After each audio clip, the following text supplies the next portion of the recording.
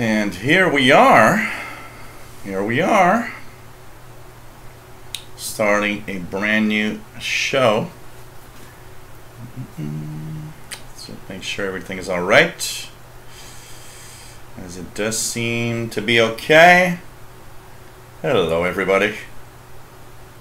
So this seems to be very nice. And here we go.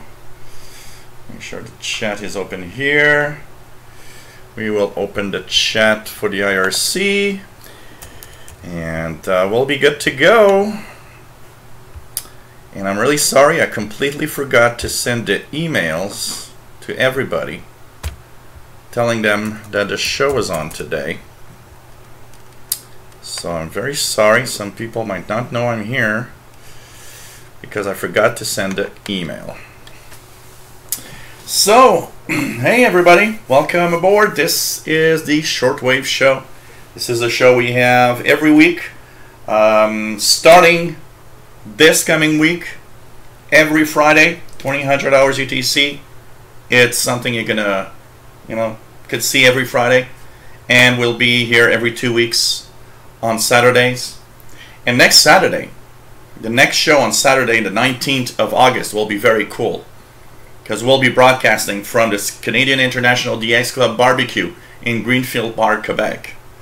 And so it's going to be a chance to be right smack in the middle of a CIDX barbecue. And of course, hopefully we'll have a few guests that will be asking a few questions. And you guys will be able to see what's happening at the CIDX barbecue. I think that's going to be a lot of fun. Hopefully, if the weather is beautiful, we'll be outside doing it from a nice surrounding of a barbecue, and I hope that's going to be fun. So, and that's in 2 weeks on August 19th. CIDX barbecue will be live from there. Hopefully the stream will be good with my phone. So my name is Gilles, and I'm located in Montreal, Quebec, Canada. And of course, this is a show about radio. Typically anything from 0 to 30 megahertz. Anything above that, we have another channel that I'm not using a lot, but typically I rather, of course, I'll answer any questions of any frequency range here, but we'll try to maintain this as, long wave, medium wave, and short wave is kind of more where this is. So nice to have everybody on board, and always cool to see all of you here. SG1 East Nebraska on the IRC chat, 68 Fahrenheit, partly cloudy. Coolness is good, yes. You know what? Here it's I haven't gotten the temperature outside, but it's like I'd say about 75 Fahrenheit, which is perfect. All week was really, really warm, and I gotta say it actually drives me a little crazy when it's too hot. I didn't even have the possibility to go to Perry Island. I wanted to go, for those that were here last week, I had told everybody that I would go to Perry Island on Monday. So the weather on Saturday morning, when I looked at the weather for Monday, it was, sunny and warm. So it's like perfect weather for, the expedition. And then Sunday, it says, 30% chance of rain. So I was like, okay, we'll see tomorrow. And then I woke up on Monday morning and I looked at the weather. Well, first of all, it was gray outside, and I looked at the weather. It's like, 60% chance of rain. So I was like, okay, so no the expedition today. And then, of course, I tried for Tuesday, but it was almost impossible. I had too much things to do, and it was again a kind of unsettled weather. So finally I didn't have time, and I'm really, really going crazy. It's like it's August the 5th today. I mean, after the summer is gone, and I haven't been to Perry Island at once this year, which is, I think, the first time in 10 years that I haven't been there for, as usually I'm at least there in like May or June. But all the weather was really, really bad. We had a lot of rain, and I mean, wow, this was just, horrible. So anyways, maybe this coming week, I'm hoping that there could be a possibility, but I'm not sure because I have a few things that I have to do. So this week might not be the best, and this week is a big week because it's the return of all the live shows. Tuesday, the computer show, the tech show on Tuesday. There's going to be an insider show on Thursday. There's going to be this radio show on Friday. So there's going to be a lot of stuff happening, and because of the live shows, my only days for the expedition will be Mondays or Wednesdays, and that's be the only days that I can actually do something. Hey everybody in the chat, Richard Cook, nice to have you here. MDK2, nice to have you here. Luis Arevalo, nice to have you on board from East Los Angeles. Mohammad Gadir, hello there from Latakia. Jerry, nice to have you here. And yeah, it was so cool. I had such a great signal from Wolverine Pirate last week. And I mean, that slow scan TV picture came out, except for that little place in the end where the picture is like a little off. I mean, the picture was almost perfect. Really, really amazing. Morrison AV from Florida, nice to have you here. Michael Sotham, nice to have you here from Philadelphia. What else do we have? John Young, hello there. Bobby Burgess, nice to have you here. Randall Klontz, nice to have you here. What else? Danny, Shortwave from Radio DX from Yonkers, New York. Hello there. PLF Radio from France. Hello there. Welcome aboard. Calvin, nice to have you here. Todd Michael, hey, nice to have you on board also. John Ritson, and did I miss Nick Amendo from Romania? Nice to have you here. C. Johnson, got an EQSL card from WLO. That's cool. So if you guys want to have EQSLs from WLO, they apparently have EQSL cards. So that's pretty cool. That's pretty cool. So hello there, everybody. Nice to have you on board. And it's always fun to have you here. Randall Klontz from Chicagoland. So nice to have everybody here. So once again, I'll just repeat the next Saturday show, August the 19th. We'll be live from Greenfield Park at the Canadian International DX Club Barbecue, which is going to be fun. We're going to interview Sheldon Harvey, well-known name in the shortwave hobby, and hopefully maybe a few other, if there's not too many camera-shy people, ask a few questions, and it's always fun. One of these things that's really nice is that it's always fun to also ask. One of the first questions that always pop to mind on everybody is, when did you start listening to shortwave? What brought you to shortwave radio? What's your favorite stations and stuff like that? And I think it's going to be a really cool moment. So as you see, guys, I'm in the middle of kind of cleaning up the thing. It's not as all cluttered on the desk, and I am going around the room. It's going to be a totally different place, and that's all in the aspect of my live show output. Right now I have live shows, like some in the living room, some here in my office. The interesting thing here is to I want to try to contain all the live shows here by having like 2 different sets. So I'll have the set here for the radio shows, and I will have on the other side opposite here set for the computer shows. Now I don't know how I'm going to do it, but I'm looking at a possibility of having maybe a 40-inch TV on that side. Actually, what I would really love is to have maybe a big TV here and a big TV there. And here you would always see, for example, in the radio show, if I want to show something, you'll be able to see it. And also to have the SDR working all the time, so you guys could see the display and, you know, see the SDR waterfall and everything. On the other side, of course, would be the display for the computer shows, but that needs, you know, you need money for that. So it's something that's not going to be there immediately now, but I'm about, you know, it's soon to be for sure. So a big change here. Things are going to be like, you know, really turning my office into a podcast studio. I am waiting for 2 high-end microphones that you actually put on the desk that will come with a like a robotic arm if you want, and so that will make, you know, I hope to make things a little more professional than they are now. And another step up will be to have maybe 3 cameras that I can change the angle, so depending on what I want to show, what I want to do, instead of always moving the camera around, I just, you know, switch from one cam to the other. So you know, we'll see, and I think it's gonna add, you know, a little something more to the show. So today, what are we going to talk about? Of course, there's a few questions I want to answer that are still left from the questions that people ask.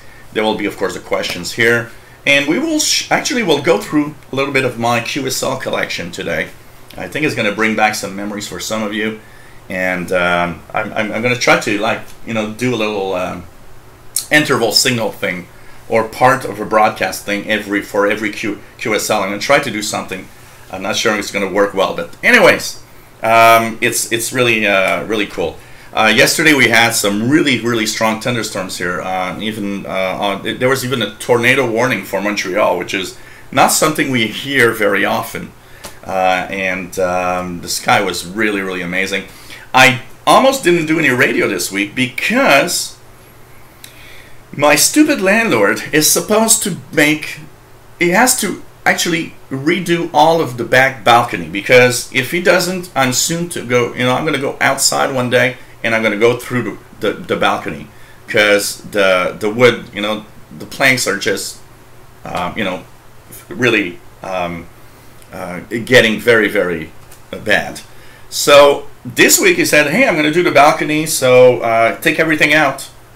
And that included, because I didn't want to have it in the way, I took out the antenna feed wires from my outdoor antennas. And wait, so he said, hey, Monday. Okay, Monday. Then Tuesday, not here. Thursday, he's not here. So, you know, I call him, and it's like, there's no answer back. And it's like, man, I'm going to kill you. I took everything out, waiting for the balcony to be finished, and I'm going crazy here. So anyways, I at least put back the shortwave feed so that we can have some shortwave reception.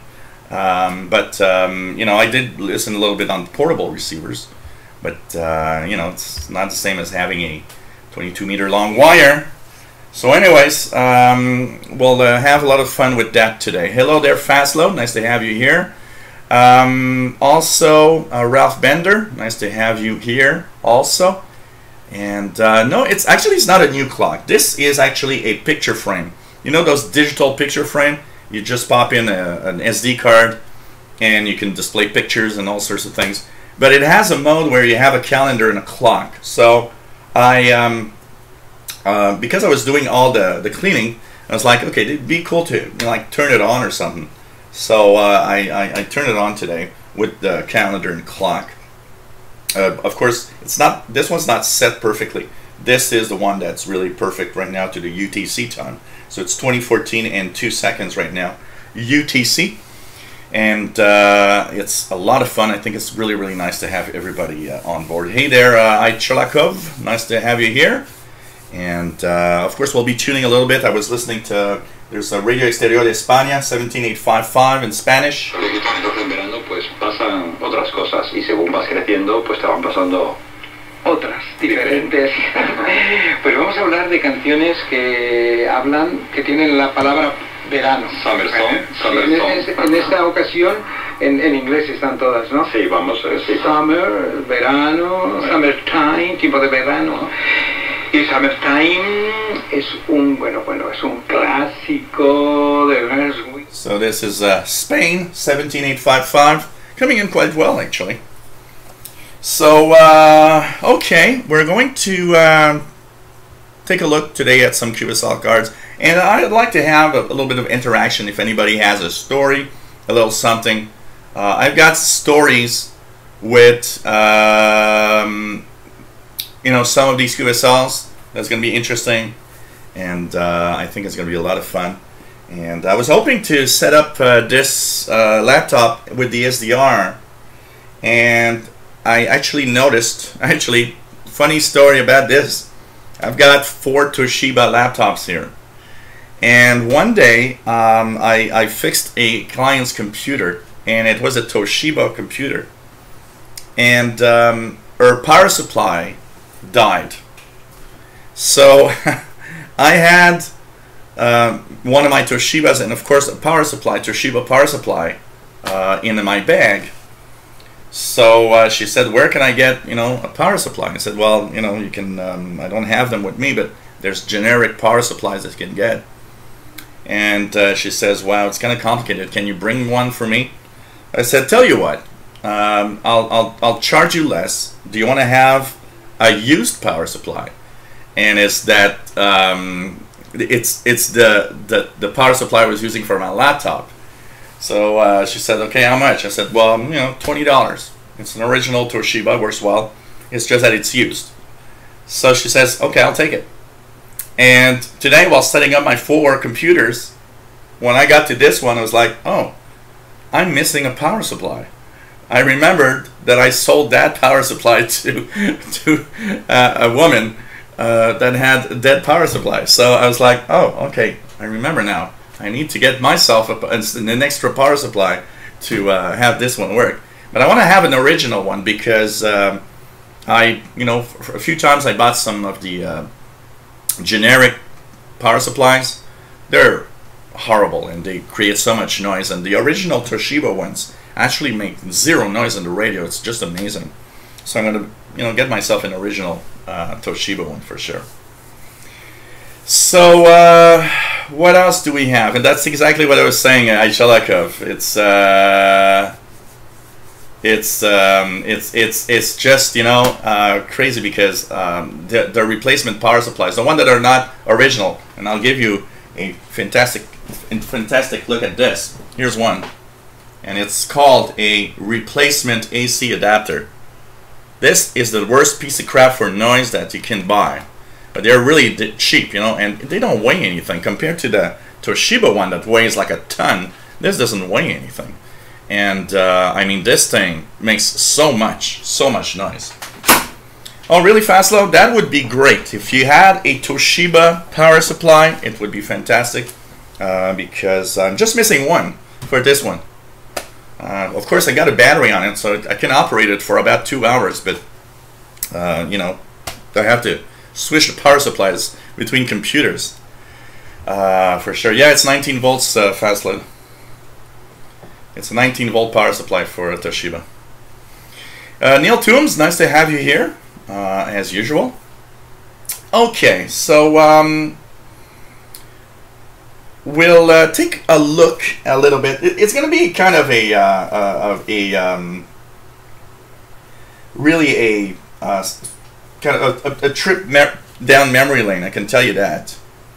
So, okay, first there's a question from, I think it's PLF Radio, that says, what's the latest QSL that I have? Well, the latest QSL that I've got is this one, that is from WRMI. So this is my latest, the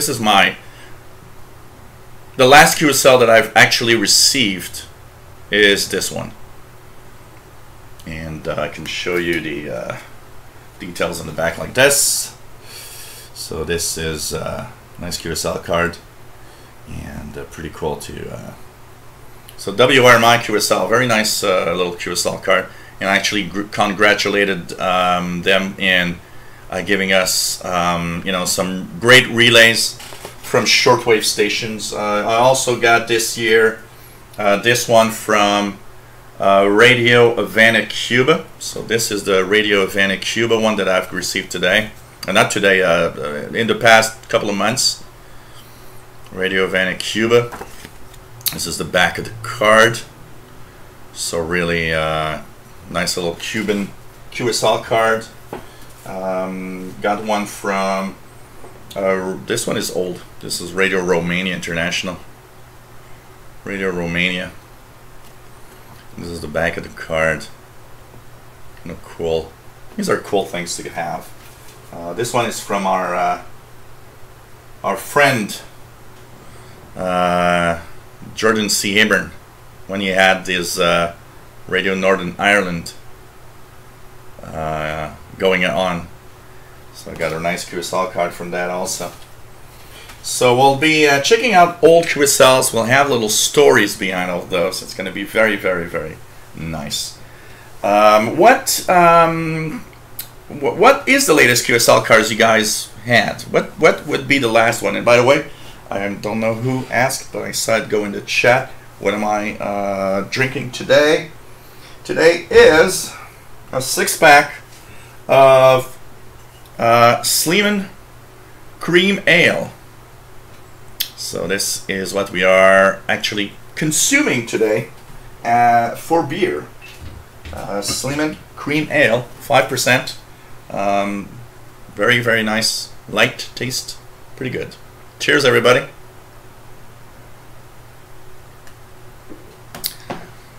Okay, Richard Cook says 3 Romania QSL cards. Ha!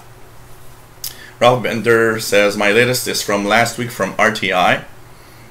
PLF Radio Shell, are you waiting for QSL cards? Right now, no. I'm not waiting for any QSL cards. I am going to. It's actually giving me I want to basically send for QSL this week. It's giving me the idea of sending reception reports. Hey there, Syrian Willow. Fast little Belgian Moon. Oh, it's not bad. I had one live. A Belgian Moon. I think it was a month ago, something like that. Do you have any of the wooden AWR cards? Nope. There's a lot of stuff. There's a lot of stuff that I don't have, that I see that a lot of people having. It's just amazing. Calvin says the latest ones from Portugal and France working 11-meter band. Oh, that's cool. That's pretty cool. Where's Perry Island? Do you mean where it is in physically? It's just northwest of Montreal. And as for Perry Island, I was not unable to go this week. On Monday, like I was saying at the beginning of the show, on Monday, when I did the show last week, they were announcing sunshine on Monday. Then on Sunday, when I looked at the weather, it was 30% chance of rain. And on Monday, finally, it was 60% chance of rain. So I didn't have Perry Island this week, I can tell you that. John Ritson, yeah. So I'm on a couple of bottles of vintage cider, 7.3. Oh, that's cool. That's good. I like cider. It's good. That's pretty good also. Hello there, Andy Tobin. Nice to have you here. What else do we have? What else do we have? MDK2 says my latest pirate QSL was from Burn It Down Radio and EQSL. Most recent hard copy QSLs from RWM Moscow. I need to send for one of those. Yeah, it's northwest. It's a little piece of island northwest of Montreal. It's attached to Montreal by a bridge, which is a railroad bridge that has next to it a little bridge for people that want to go there, but cars are not allowed on the island. It's a very small piece of island. So it's northwest. So it's pretty cool. So Ralph Bender's drinking Flensburger Pilsner. That's interesting. I've never tried that for sure. Calvin, how would you explain QSL cards to someone who knows nothing about the hobby? I always bring the Brady Endel 3. Hello there, by the way. Okay, that's a question that, because every time I show cards, the thing that comes to mind for most people is, okay, well, that's nice. Well, what are they, and why do stations send things like these? And I always tell them if I have to if I have to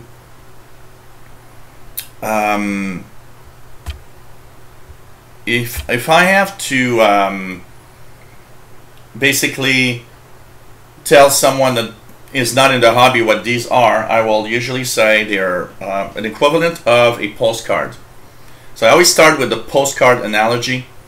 They're postcards, like, so it's like, you know, when people send postcards from when they're on vacation, but they have a purpose. They have verification information about when and, you know, the time and date and frequency that you heard a station. So it's a postcard that basically is a card to acknowledge that you have received that station for real, and that simply is to verify and helps the station basically know that their signal is coming in, and that's why they send these cards. So I always start a little bit with the postcard analogy, but that has a side on it that it details technical information about when you received that station on your radio.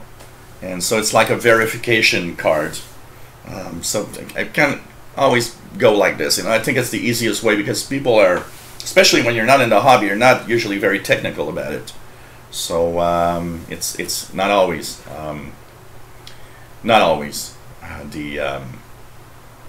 easy to tell everybody. Hey, Casey Red Dragon, nice to have you on board.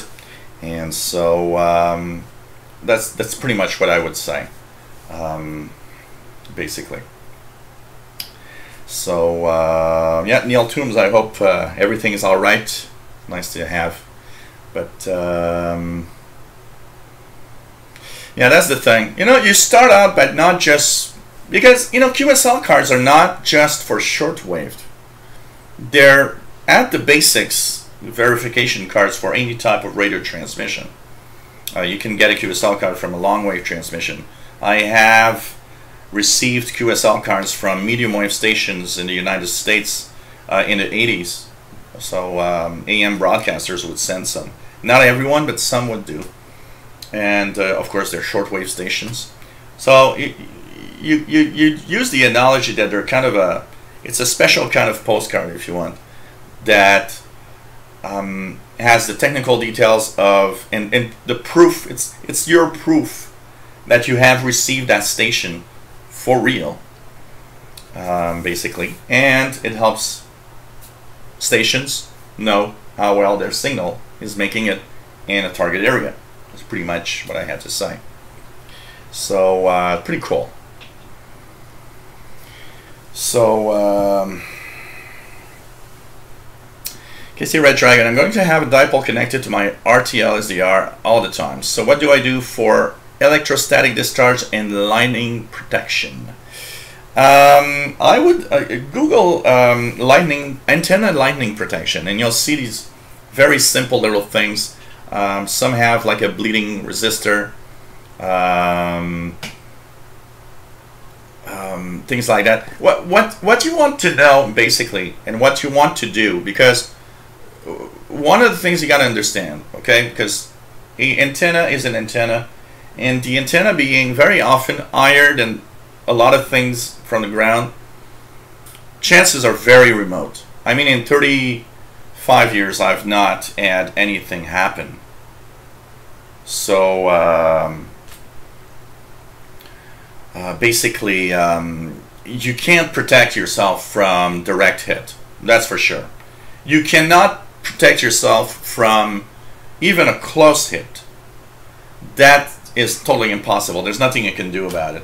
So, of course, the rule of thumb is when there's thunderstorms coming around, technically unplugging the antenna is what you have to do, if possible. Now, you know, it doesn't happen all the time. I'm in 35 years, it happened many times that I was away and thunderstorms rolled in and my antennas were all plugged on my radios, and I've never really suffered anything.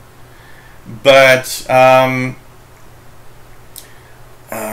as for the biggest danger you'll probably have, if there is one, it's from the static electricity. You know, when it's windy, or if it snows, things like that. it's very surprising the amount of static electricity that can build on or around a long wire or a dipole or any type of antenna. And that is more like you need to, if you unplug, you could, of course, touch any metal object, grounded metal object, and before you plug it to your device. But there's little circuits, very simple circuits with like a bleeding resistor that typically is there to not short the antenna, because if you short the antenna, you won't receive anything. But if you simply put a resistor, what happens is that the currents that could build on that wire are always flowing to ground. So at least the electrostatic discharge is never a problem, because it's always high-end receivers like this have built-in protection for that type. They do have some kind of bleeding circuit. So in a radio like this, you don't have to really worry too much, because for the electrostatic discharge that could happen from a wire antenna, for example, it's always leaked, so it never really can really build up. But for anything that is lightning, there's nothing you can do for lightning. Lightning is just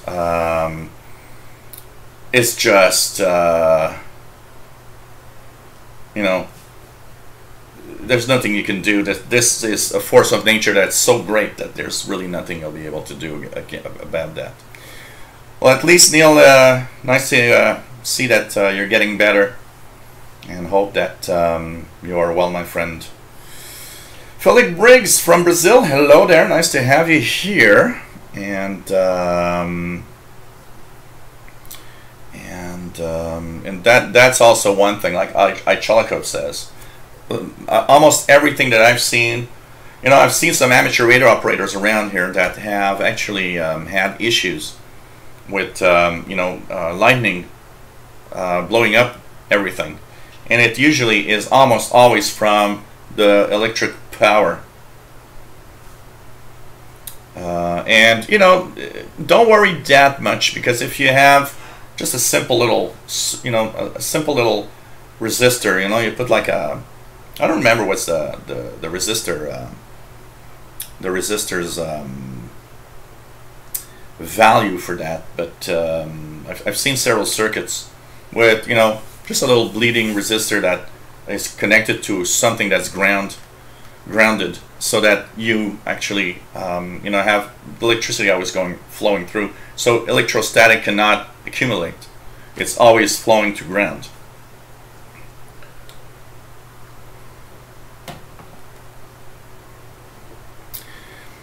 PLF radio has a good question. If you're not in the target area, is it still interesting for station, especially international broadcasters, to have a reception report? Here's the thing. Technically, a station broadcasting to Africa wants to know how the signal is in Africa. A station broadcasting to Asia wants to know if its signal is good in Asia. It has less of a value to know that it is received in North America, for example. But that said, they often will find it interesting anyway, because it gives them an idea that, okay, we're targeting Africa. So for example, the BBC. We were talking about the BBC last time, do they QSL or not? BBC from Ascension Islands is broadcasting to West Africa on, I think it's 12095 in the around this time, 2100 hours UT. And basically, when they broadcast to West Africa, of course, their target audience is Africa.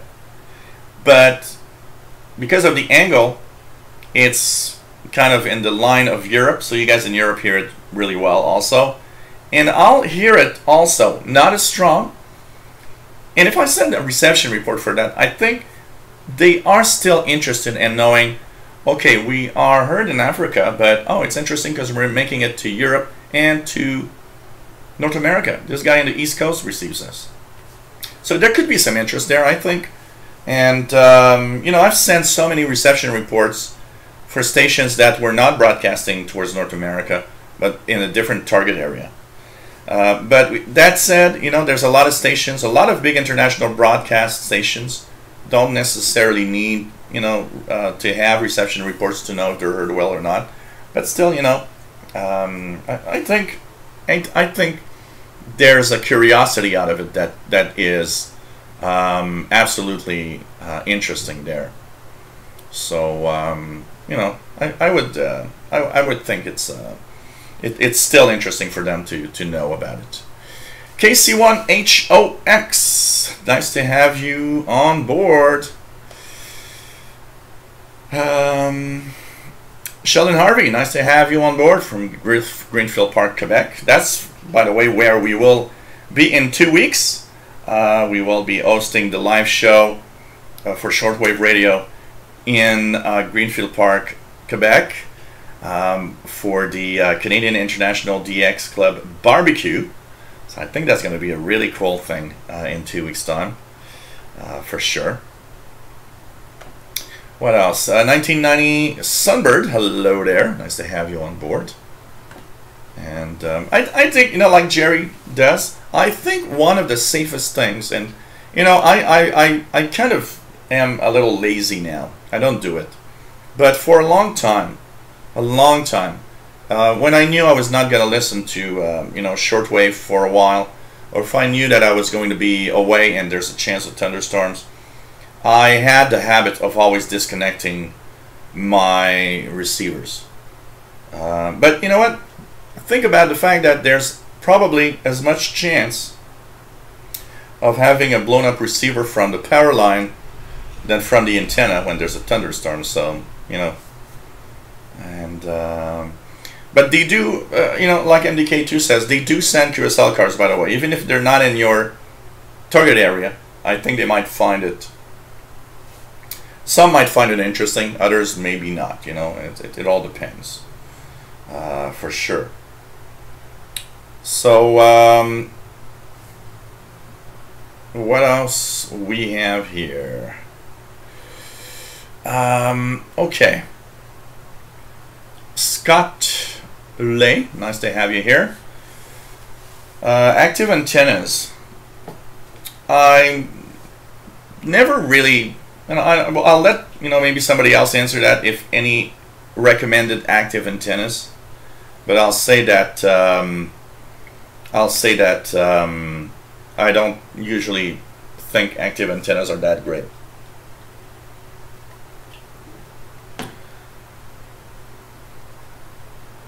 Oh, that's interesting. Calvin says I sent a QSL card to BBC in the UK before they returned the sender. Okay. So, yep, it is on. I do believe it's on right now on 12095. Ascension Islands is amazingly good for their transmissions, I can tell you that. Philip Briggs says the BBC from Ascension Island booms in here, southern Brazil. So, yeah, it's a good one also for the east coast of North America also. Kevin Y, hello there, nice to have you here. So, yeah, remember that an active antenna will also, you know, make that noise higher, not just the signals you want to hear. So, yeah, I think that's the best for a total. For a total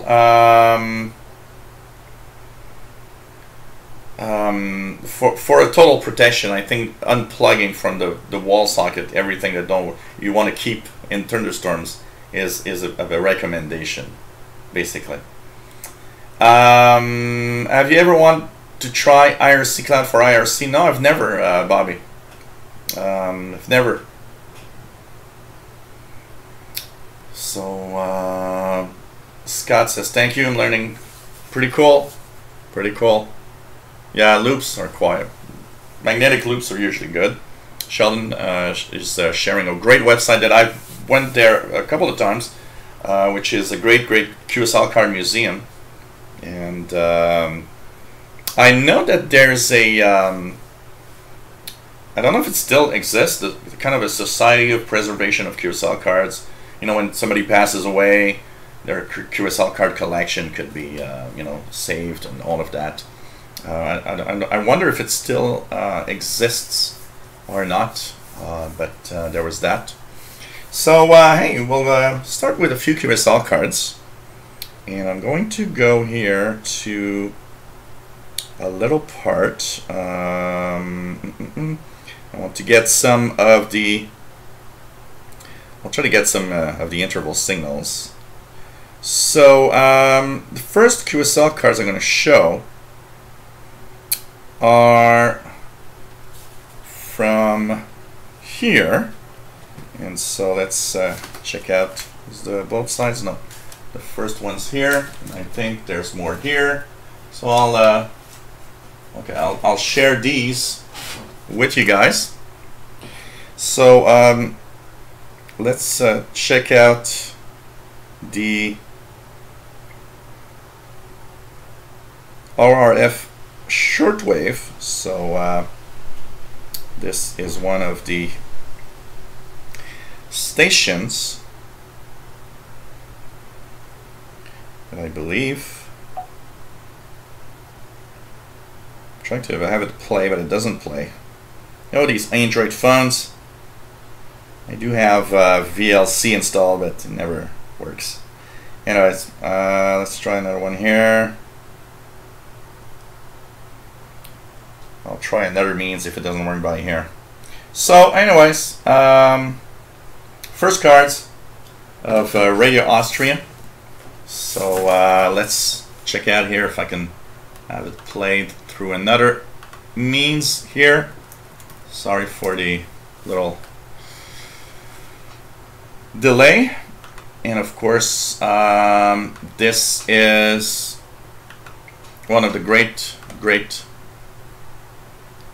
stations that I always enjoyed. Radio Austria was one of my favorite shortwave broadcasters.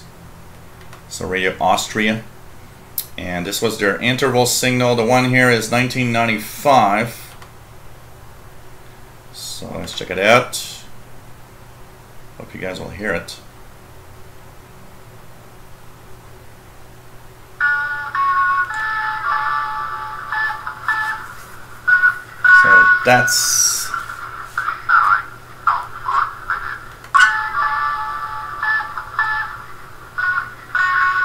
So that's Radio Austria. Sorry if it's not very strong. Radio Austria QSLs, and got a few cards here. So here's some of Radio Austria QSL cards that you might find interesting to see. So here we go. This is some of them. Nice cards. Radio Austria always had these really nice cards, and very cool to see them here. Radio Austria. And the story behind Radio Austria is I always loved Radio Austria because they used to send a lot of stuff. And one of the most amazing moments I remember from Radio Austria is that when I wrote to Radio Austria, the first time they sent me a card, and back in the 80s, stations were so more generous in what they would actually send you. So this at the top here, that sunset over, I believe, their antenna farm, that's the first Radio Austria card I've ever received. So this is for a report of 6 March 1983. 6 March 1983. Can you guys believe it? This is amazing. Hey there, Ethan Best. Nice to have you on board. So that's the first one with the sunset, 1983. Makes me an old guy. So what was interesting of Radio Austria is it would actually send a lot of documentation, and I remember, I think it was the second or third time that I wrote to them, I had sent a question about how their transmissions would be sent over shortwave, what type of antenna they were using, and all of that. And I remember going to the mailbox, and there was this really big orange envelope, and I still remember it because, you know, a really bright orange envelope, you don't see that every day. And it was heavy, and it was very thick. There's a lot of stuff inside, and I'm sad that I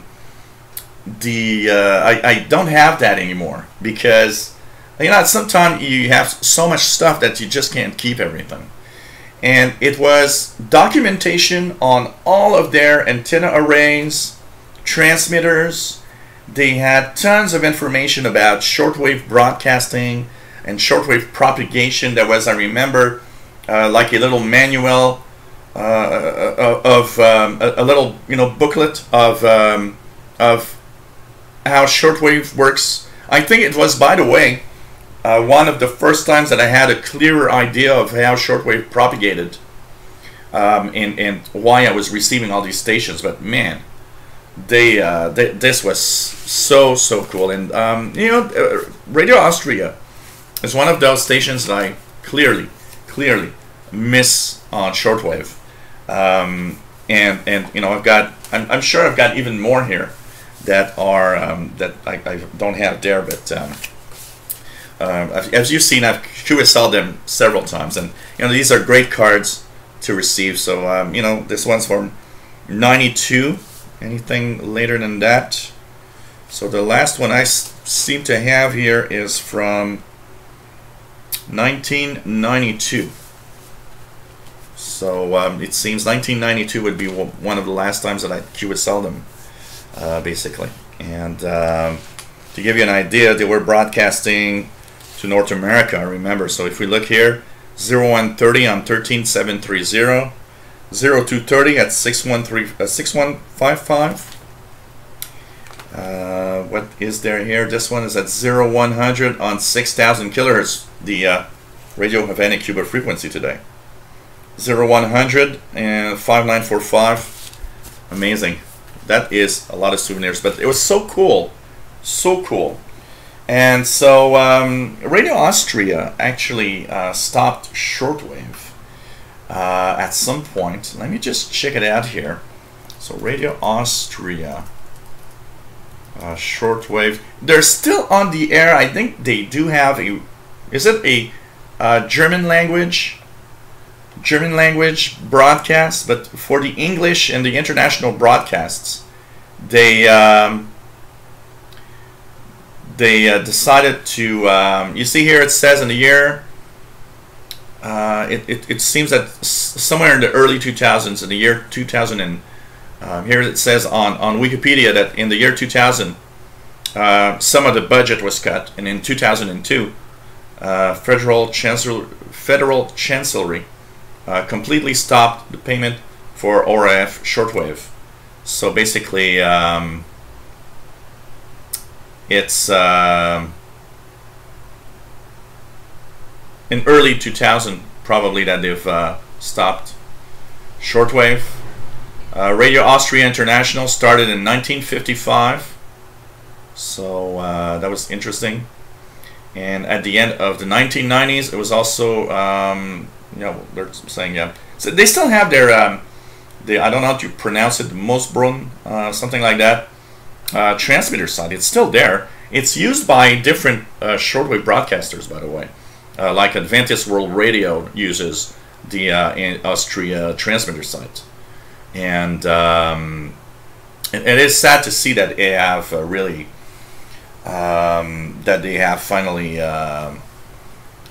you know, gone away. But they have a German language on shortwave, and I think it's on 6100, like in, like on, at 04 or 500 hours, they have like a 30 minutes, something like that. I'd be interested in maybe trying to get it, and I wonder if they are still QSLing. I would like to know if they do still QSL. If you send a report for that broadcast, I wonder if it would still work. So yeah, they're not broadcasted through WRMI. Austria is not they have only one little broadcast. So Richard, okay, thanks Richard. Austria still transmits in German on 6155. So yeah, it's early morning, see, something like that.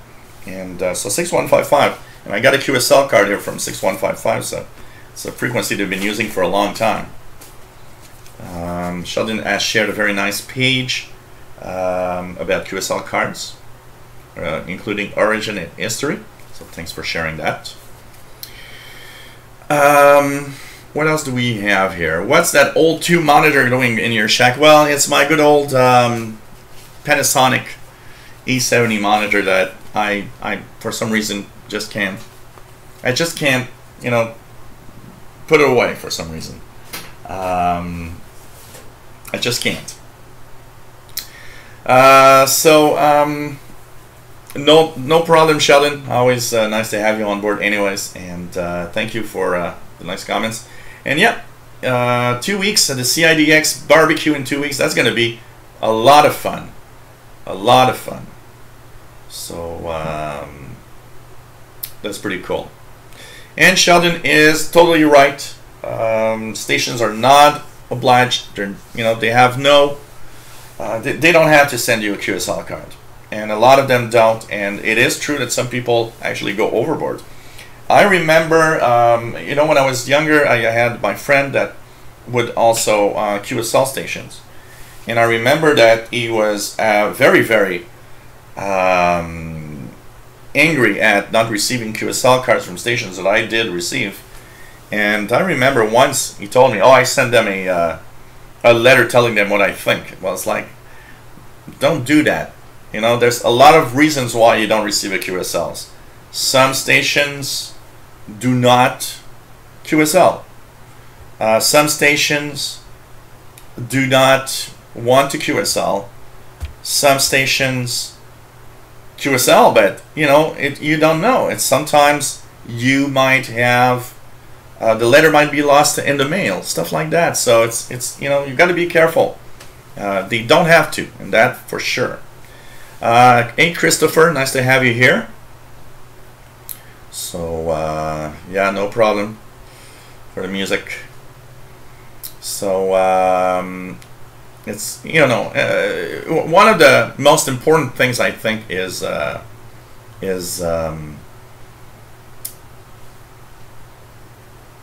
to be nice. And you know, when you send for a QSL card, don't be a QSL. I always say, don't be a QSL hog.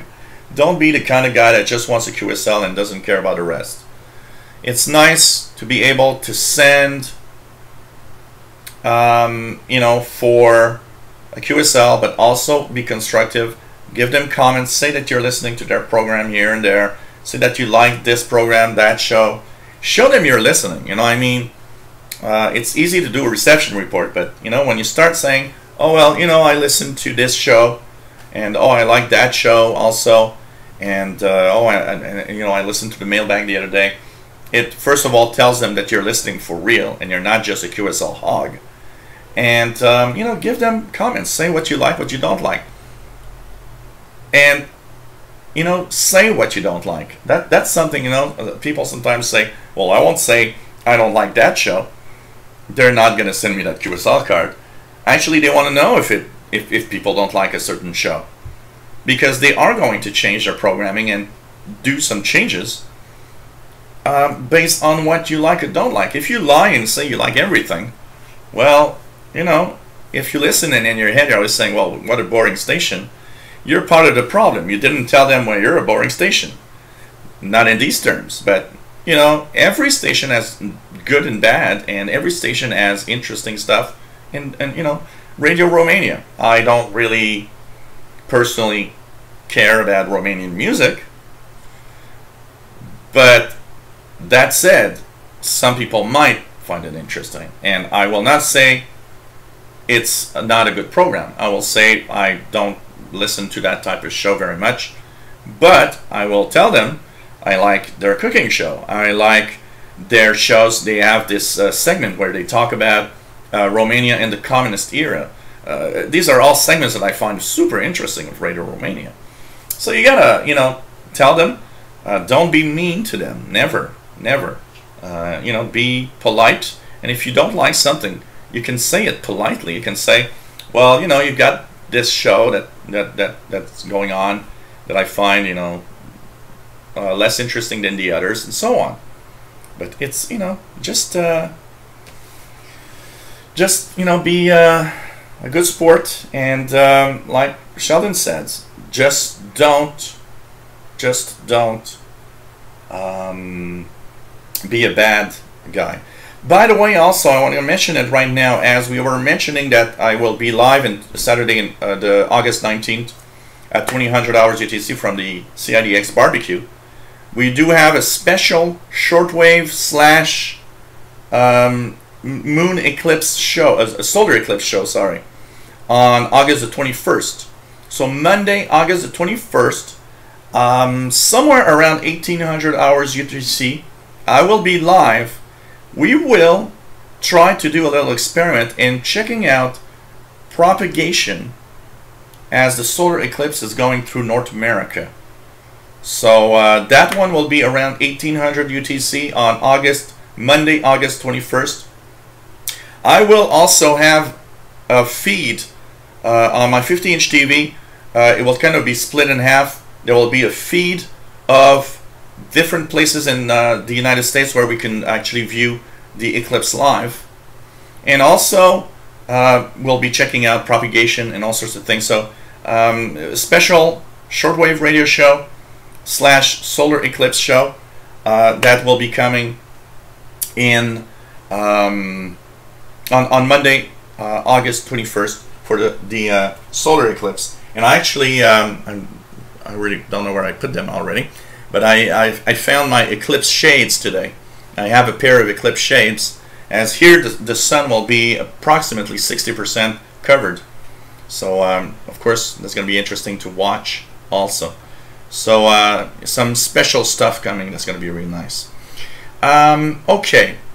I haven't listened to the Captain Dave show in a little while. Morrison AV, how has shortwave listening changed since I last had a receiver in the early 70s? Fewer stations due to the internet? Okay, that's an interesting question. Okay, if you've been, like me, a shortwave listener for quite a while, so you say early 70s, I'm from the early 80s. You, of course, remember the shortwave bands full of stations, really, really crowded with stations.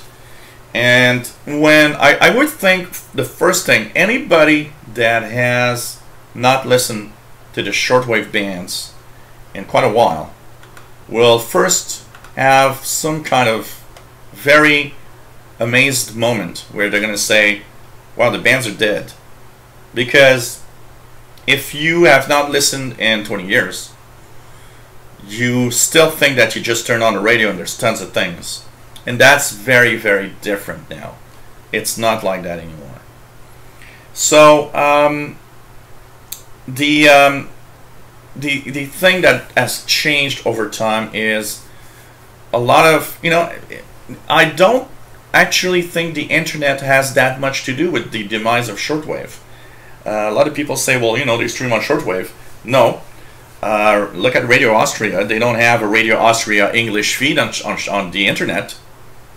They don't have a look at Radio Sweden. They tried it, but they're now at one podcast a week in English on the internet.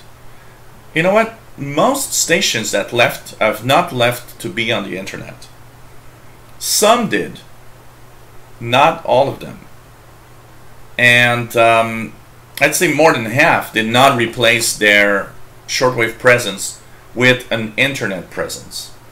So that tells me the internet has not a lot to do with the shortwave being removed.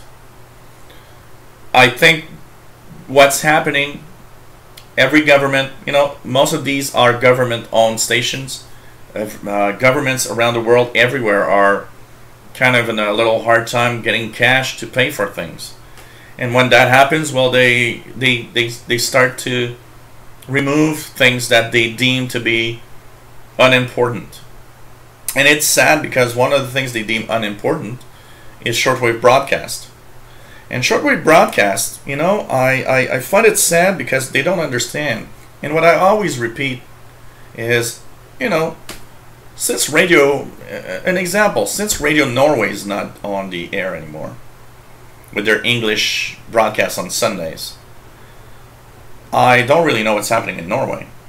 Where I was interested to listen to their broadcasts in English, and I was interested not just for DX reasons, because it was kind of cool to listen to Norway, direct from Norway, but I knew things about Norway. I knew what was happening in Norway. I have no idea what's happening in Norway. You know, it's almost as if we're wondering if Norway still exists. It's sad because where they deem unimportant is the fact that, yeah, but when you remove your voice from shortwave, you remove that possibility of getting information. And nobody, okay, I don't know of anyone that's, you know, wakes up in the morning and says, oh, let me check the Norwegian news today. Nobody does that, you know. And at least on the radio, you had the means to get some information. You know, there was some interest there. But of course, you got to understand that for a local government that wants to get elected by its own population, who cares about shortwave? What people think abroad of, you know, what people listen abroad of Canada, for example, ain't, you know, it's not the concern. The government is not that concerned about that information, because all they want to do is get re-elected here. And of course, you know, Canada now is running really big deficits. So what do? You just, you know, unplug what costs money and that you think is unimportant, when in fact it's much more important, for sure. KC1HOX, if you send a nice card and note, it will improve your chances, of course. You know, sometimes I would do that sometimes. Send a postcard from Montreal, for example. You know, one of the things I would do a lot in the 80s, I would, you know, get a bunch of really beautiful Montreal postcards. And when I would write to a station, I would, of course, include a postcard and say, hey, this is Montreal in the winter, or this is, you know, Montreal, which is a mountain in the center of Montreal. All sorts of things like that. So, you know, kind of cool. So,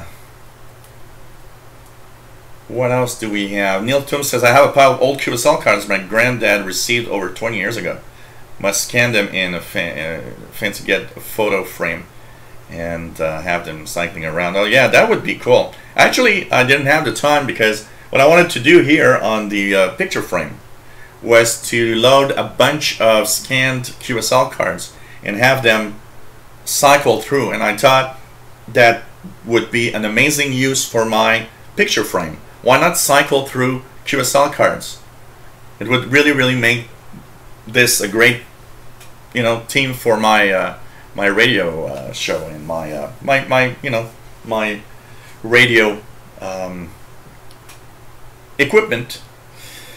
Edvaldo Lemes, nice to have you here from Brazil, PY4001SWL. So that's also something I do a lot, or I did a lot in the past. One of the things that Lou Rubens, hello there, welcome aboard. And if it's rare DX, you put a few bucks in the envelope. You know, on many African stations, I have received, thanks to the fact that I would include $1 or $2 US in the envelope, and you know, that would pay back for the postage and everything. And I'm sure it really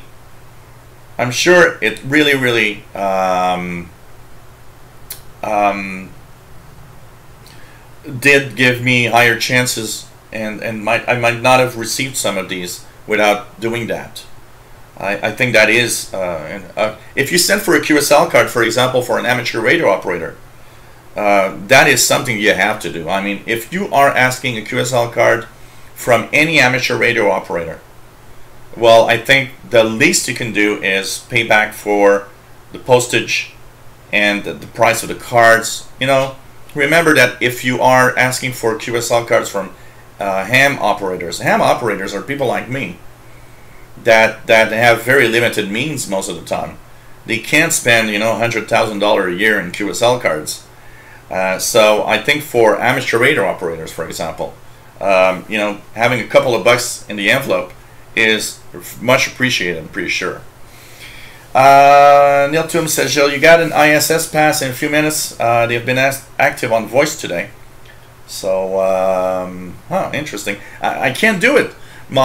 Because of my back balcony, I didn't plug my VHF antenna back. I should have plugged it back. So now I can't try it for the ISS. But I did receive one of the slow scan TV pictures.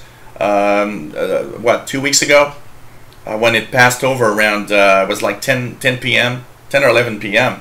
I did get voice is 145 and 800. Yeah, that's also something that happens very often. Voice is often over like Europe, and often not over North America. So what else do we have here? But I did get some slow scan TV pictures. One slow scan TV picture about 2 weeks ago. So yep, that's going to be interesting. I think eclipse, solar eclipse special show, where we'll take a look at and we'll talk about solar eclipses, and you know, we'll have a half radio, half astronomy show, a little bit explaining stuff. I think it's going to be interesting. Trace has been looking on Amazon for decent eclipse glasses and filter for my GoPro. No luck yet. Don't want to fry my eyes like Canadian bacon. Yeah, you should easily get eclipse glasses. I mean, the ones I have come from Sky and Telescope magazine. I saw it. Where did I put it? I'm just trying to remember where I put them. Oh, here they are.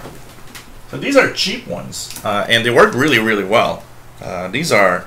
It's not even Sky and Telescope. It's Sky News. Sky News, which is a Canadian magazine for astronomy. So these are eclipse glasses, and they are. You know, I can't even see my my 100-watt spot there that's in my face through them. So as long as you get you know, correct glasses, you know, so it says here, and it tells you right here on the top that these are safe for direct solar viewing, and these are made specially for that. A lot of astronomy magazines must have pairs of these in the magazine for you to view. Check that out, but never try. And if you guys want to see the eclipse, don't look at the sun. Not even with, you know, regular shades. It's not at all a protection. Not at all. So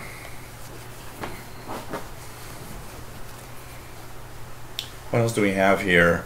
Neil says, well, you know, for my for the International Space Station, by the way, I get I have my vertical antenna for that. It works great.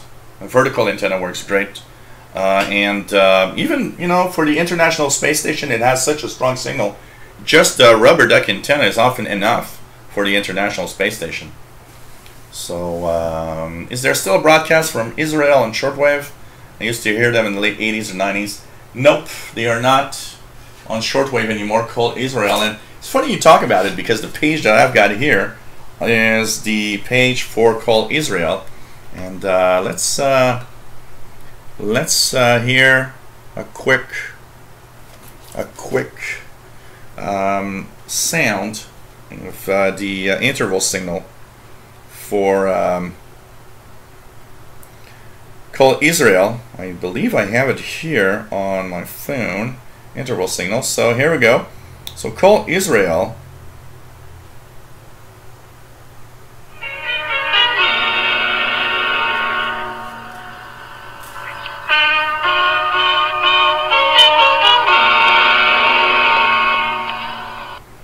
So that's very... I always thought that interval signal to be kind of very harsh. So that's called Israel. So call Israel. Here we are, QSL cards from Calls Israel. So this is Voice of Israel. That used to be on Shortwave. So, sorry guys, I'm just gonna remove the, do it like this. I think this is gonna be better for your viewing. So Call Israel QSL cards. Two are here. The one on the bottom, the yellow one, is the first card I've ever received. And there's another one for Israel that's right here. Actually, put it in that. So this is another one that I have. So Call Israel. This is a card for 16 March 1983. 0200 hours UTC. 9815 kilohertz. And I'll tell you guys my reaction when I've got that QSL card from Israel. I had not received anything that was, everything I had received as QSL cards were beautiful pictures up to that point. And I remember when I got this card, the first one at the bottom, I remember thinking how ugly it was. And I was telling myself, man, they have ugly cards. And when I got the second one on the top, I thought, well, that's not much better. So it was kind of, the other ones at least is a map. But I remember telling myself, wow, these are ugly cards. Which was not a very nice comment, but hey, it was the first time I had cards that were not beautiful pictures of scenery or something. So it was just like, okay, that's a little, that's a little sad. So Call Israel is another voice of Shortwave that left. So yeah, Sky News is here. Sky News is not a news broadcast station. It's a Canadian astronomy magazine called Sky News. But I do know that in the UK you guys have Sky News, which is a kind of the CNN in the UK, basically. So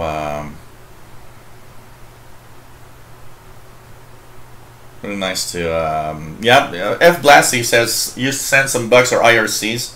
I've never really used IRCs much for QSLing because I had already learned a lot by a lot of station by listening that IRCs, the international reply coupons that you get from the Postal Service, were very difficult to exchange in some countries.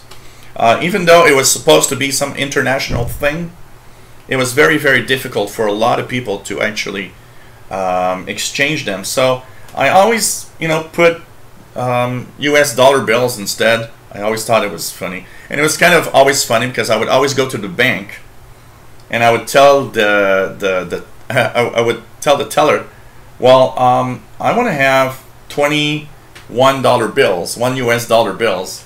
And they always looked at me with a funny face like, you want to have 21 US dollar bills? Yeah.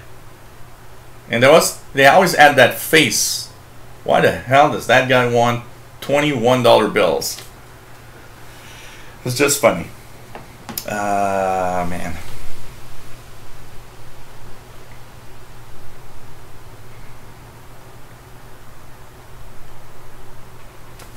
If there is an astronomy shop, Jerry, around where you live, you can go there. They will have. But I'm pretty sure that it must be quite easy to find eclipse shades on the internet. I wouldn't be surprised. It's probably very, very easy to find some. Hey, Dan's805, nice to have you here from North Carolina. Late to the party, I see it because I was on 11 meters. Yeah, I did hear, let's check it out here, 11 meters. Let's just check the CB band here. Nothing at the moment, but this morning Channel 6 was humming with activity of CBers from south of the United States. So yeah, they want to cut. It is true, Danny Shortwave. I also read an article on the Arecibo, the big dish in Arecibo in Puerto Rico, and there's a lot of problem with the funding there, and it all has to do with a huge part of it has to do with the U.S. Government not giving as many as much money now for science, and they have a lot of problems keeping the funding for that. So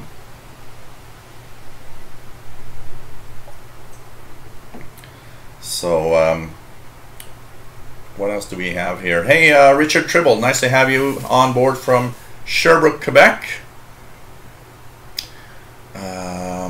What else do we have here? Just check out quickly. Okay, so of course this is the Shortwave Radio Show, by the way, and we talk about radio. Today's QSL cards for sure.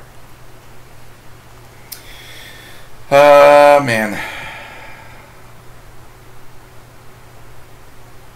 Bobby Burgess, can shortwave radio be resurrected if we tell people that there are still stations out there today? The biggest issue with that is not, you know, I think, by the way, KC9KUH and Rotavelli, nice to have you on board on the IRC chat room. You know what, Bobby? The problem is, I think the young generation is uninterested in radio in general.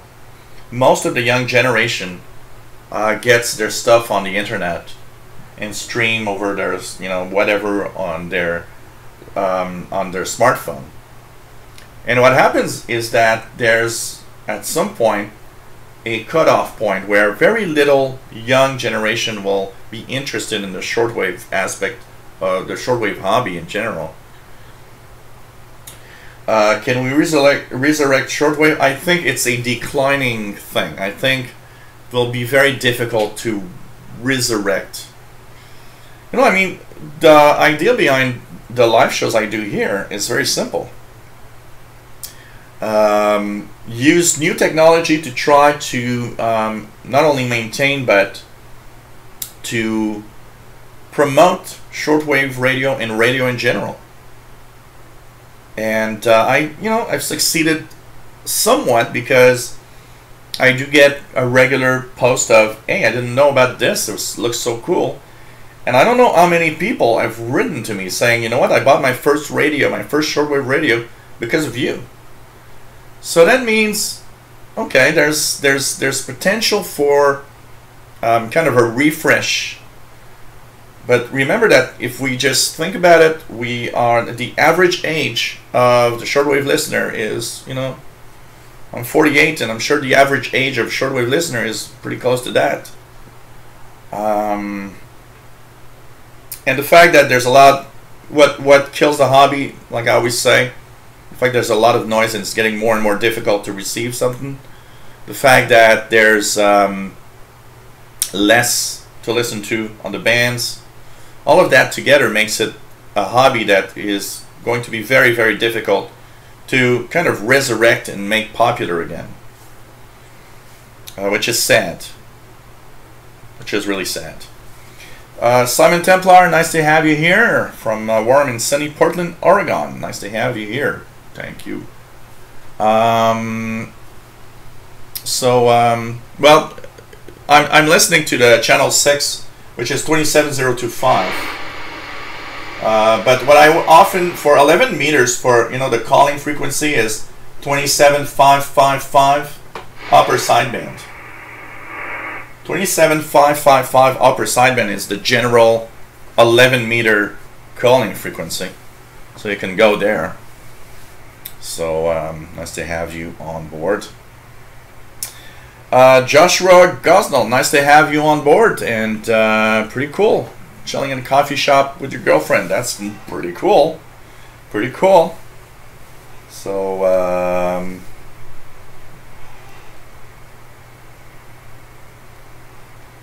there are some people. There are some people that are young. You know, I see it here in the chat. You know, we regularly have these 19, 20-year-old guys that say, hey, I left shortwave. but I think it's, you know, it's more an exception to the rule. You know, okay, we got to be fair. When we listened, you know, any of you that like me listened in the 80s or 70s, we were also one of a kind.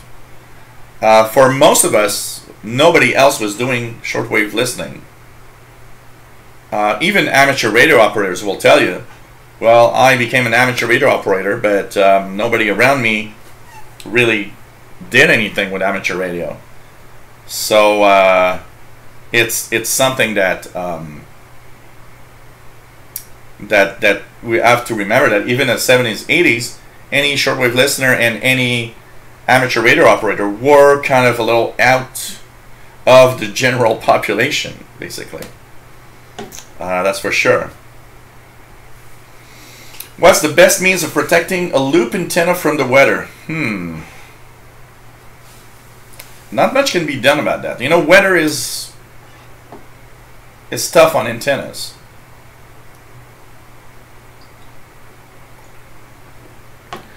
Ethan Best says, I love shortwave so much, I want to make it a career. I remember reading, you know, talking about a career on shortwave, I remember reading about the BBC that had this big listening station where they were actually tuning in. And I remember seeing a picture of tons of radios in front of a guy. And it's like there was the monitoring station that was, I believe, owned by the BBC.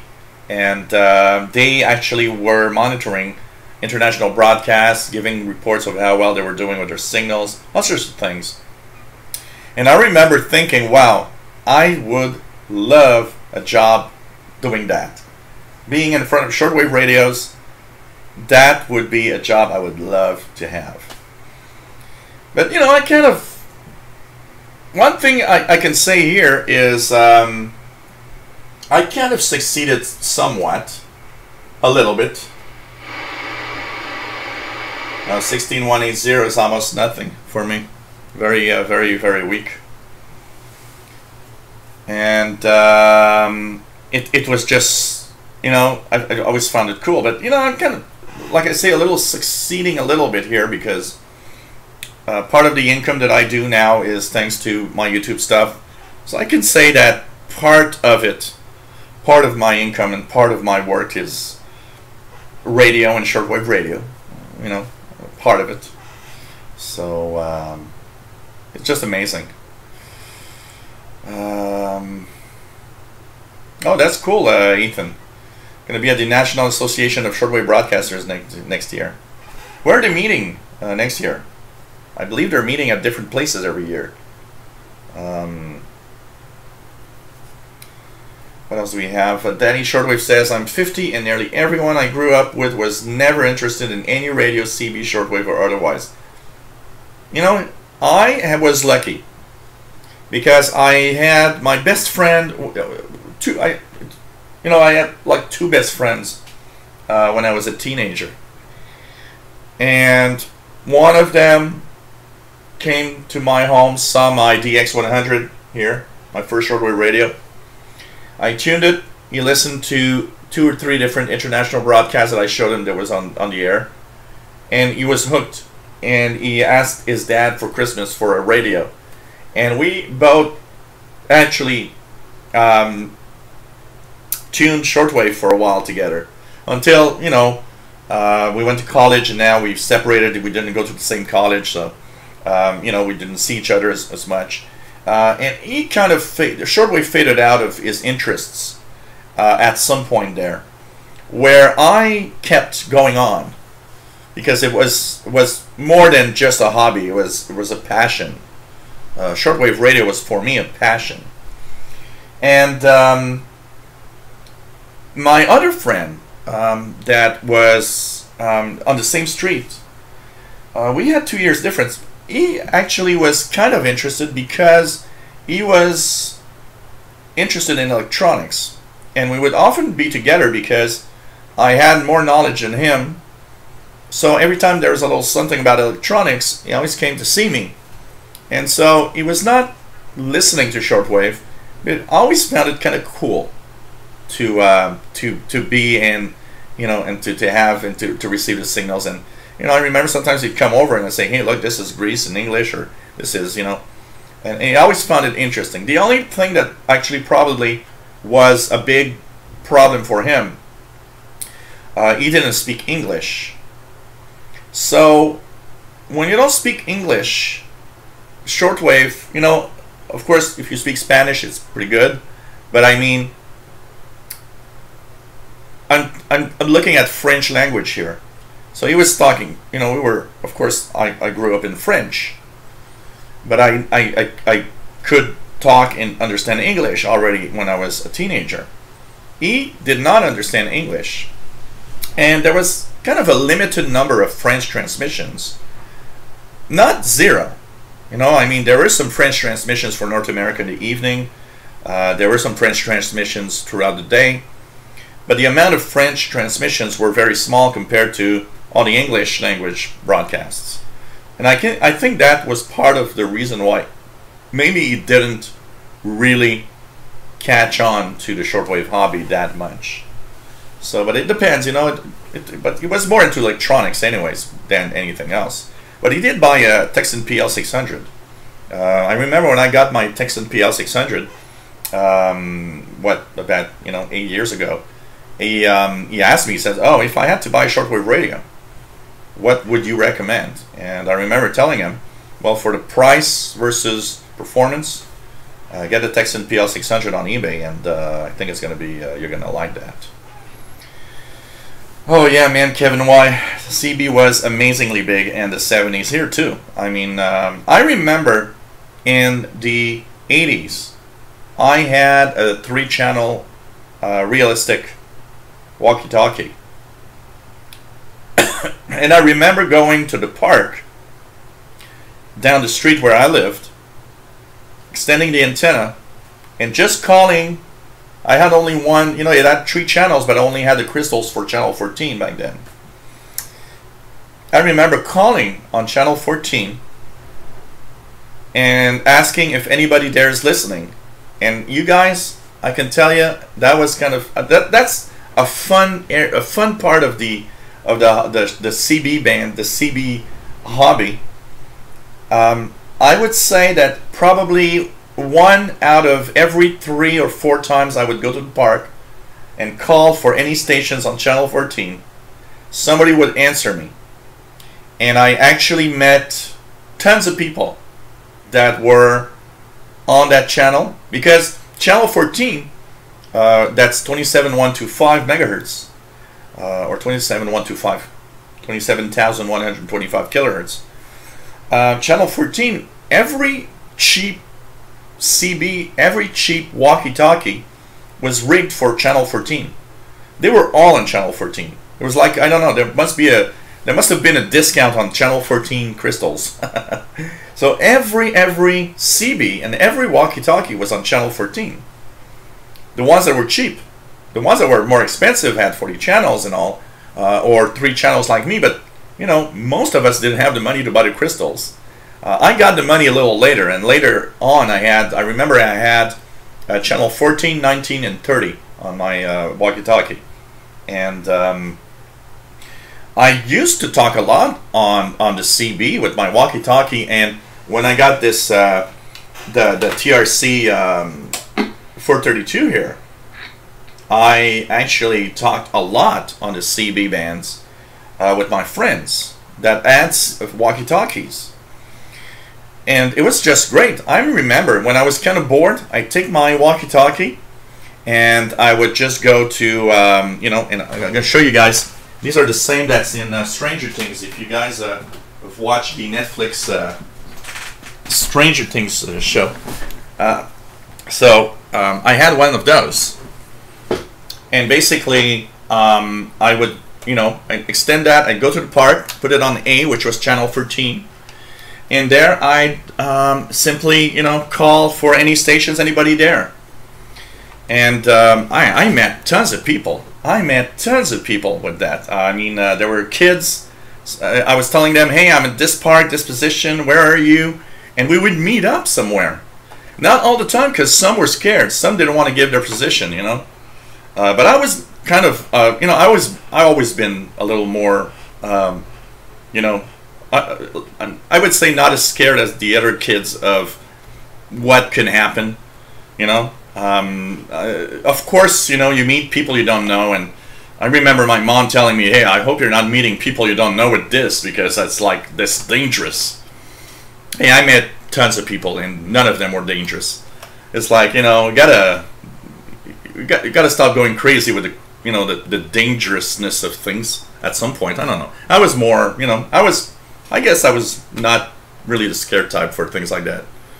And yeah, it could have happened. I don't know. It's probably totally possible. But anyways. So I'd go there and, you know, I'd just key up and say, hey, you know, often in French, and I would say, you know, is there anybody there? I'm Channel 14 at this park. Anybody hearing me? And I would, sometimes it'd take time, you know, sometimes it'd take, you know, an hour. I'd call regularly every 3 or 4 minutes. And then suddenly, paf, somebody would answer me. And I would talk to them and say, hey, where are you? And, you know, probably half of the people that I talk to, we meet up. We meet up somewhere. And then we, you know, show our walkie-talkies and everything. And it's just like, it was kind of cool. It was, I'm very, very fond of that moment. You know, I remember so well these moments that were so much fun for me. Really, really so much fun. I had a lot of fun doing that. I had a lot of fun, you know, talking on the CB, and you know, I still do. If somebody around me would have CB and we could, you know, actually contact each other, I'd be happy to talk on the CB again for sure. It's something I still love today to do. I still find that super interesting. And yes, I am pouring myself beer number 2, which is Sleeman Cream Ale right now. So cheers, everybody. And you are watching the Shortwave show. And little self-promotion here. If you like what I do, please consider donations. Patreon.com/radioincomputers is one of the places you can go. Also, paypal.me/shortwave.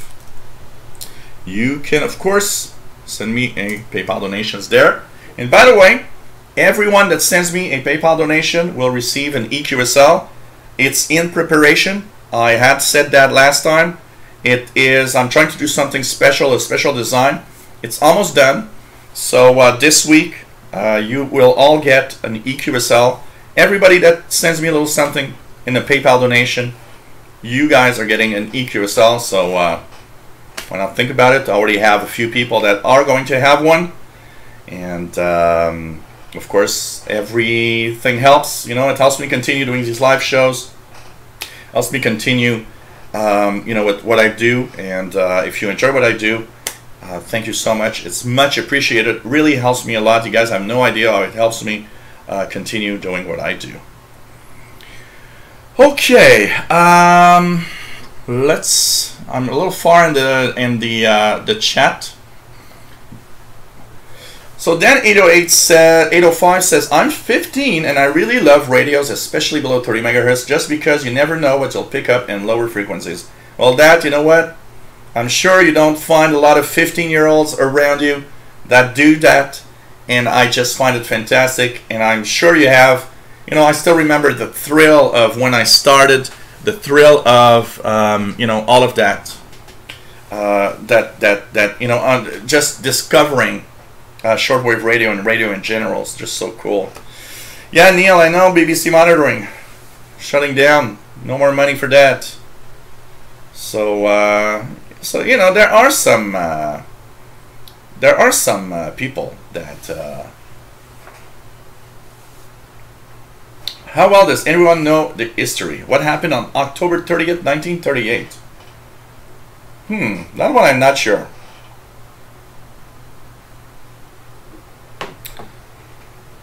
So, Ethan Best. Oh, Haycart, Indiana. I remember they had a lot of, HCJB had a lot of links in the United States for all sorts of things. So it's kind of interesting. Joshua Gosnell says, nobody was into shortwave listening where I live, but it was a way to homeschool me. When I'm not in school, love it when I was young. Yeah, it was kind of cool. It is cool. It is a cool thing. What else do we have here? Brian, Iowa, nice to have you here. Says, I remember about 10 years ago, my wife and I listened to a shortwave radio show out of Tennessee, and they wanted people to send them emails so they would know who people were listening. That's cool. We sent one, and they gave us a shout out over the air. Just thought that was cool. It is totally cool. You got to say, every time a station mentions your name over the airwaves, it is always a cool moment. It's always a lot of fun. Able Frog 89 KD2CXU checking in from the connection of the St. Lawrence River and Lake Ontario. Nice to have you on board. John Young says, I let a friend babysit my Drake R8 while I was on vacation, and it hooked him for life. He also followed my lead in restoring old tube sets and left me in the dust. That's cool. I think, when you introduce people to a fantastic hobby that, even though it's very different, and I always say that all the time, it is very different today. That hobby is not the same as we had 20 years ago. Still, it's still fantastic. It's still amazing. So really, really cool. So hey Neil, take care and take some rest. Take some rest. And nice to have you on board as usual. Hey Carol T, nice to have you on board. Signing in from work. Pretty cool. Pretty cool. See you here. Brian Iowa says, we used to play CB tag in our mobiles back in the 80s. Very fun times. I remember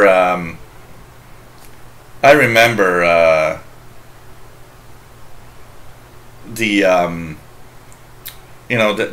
were all sorts of chases, of CB chases around with some of the CBers here in Montreal. It's kind of cool. Kind of cool. Hey Hart, nice to have you here. No ham license yet, but I really need to get it. I think it's the next thing. Have you thought about broadcasting on Periscope? Yeah, I do. I do think about different technologies for broadcasting stuff. One of the things I would like to do is multiple platforms at the same time. So when I do a live show, I could be on several platforms. Calvin says, should get into 11 meter DXing. Yeah, I know. Well, I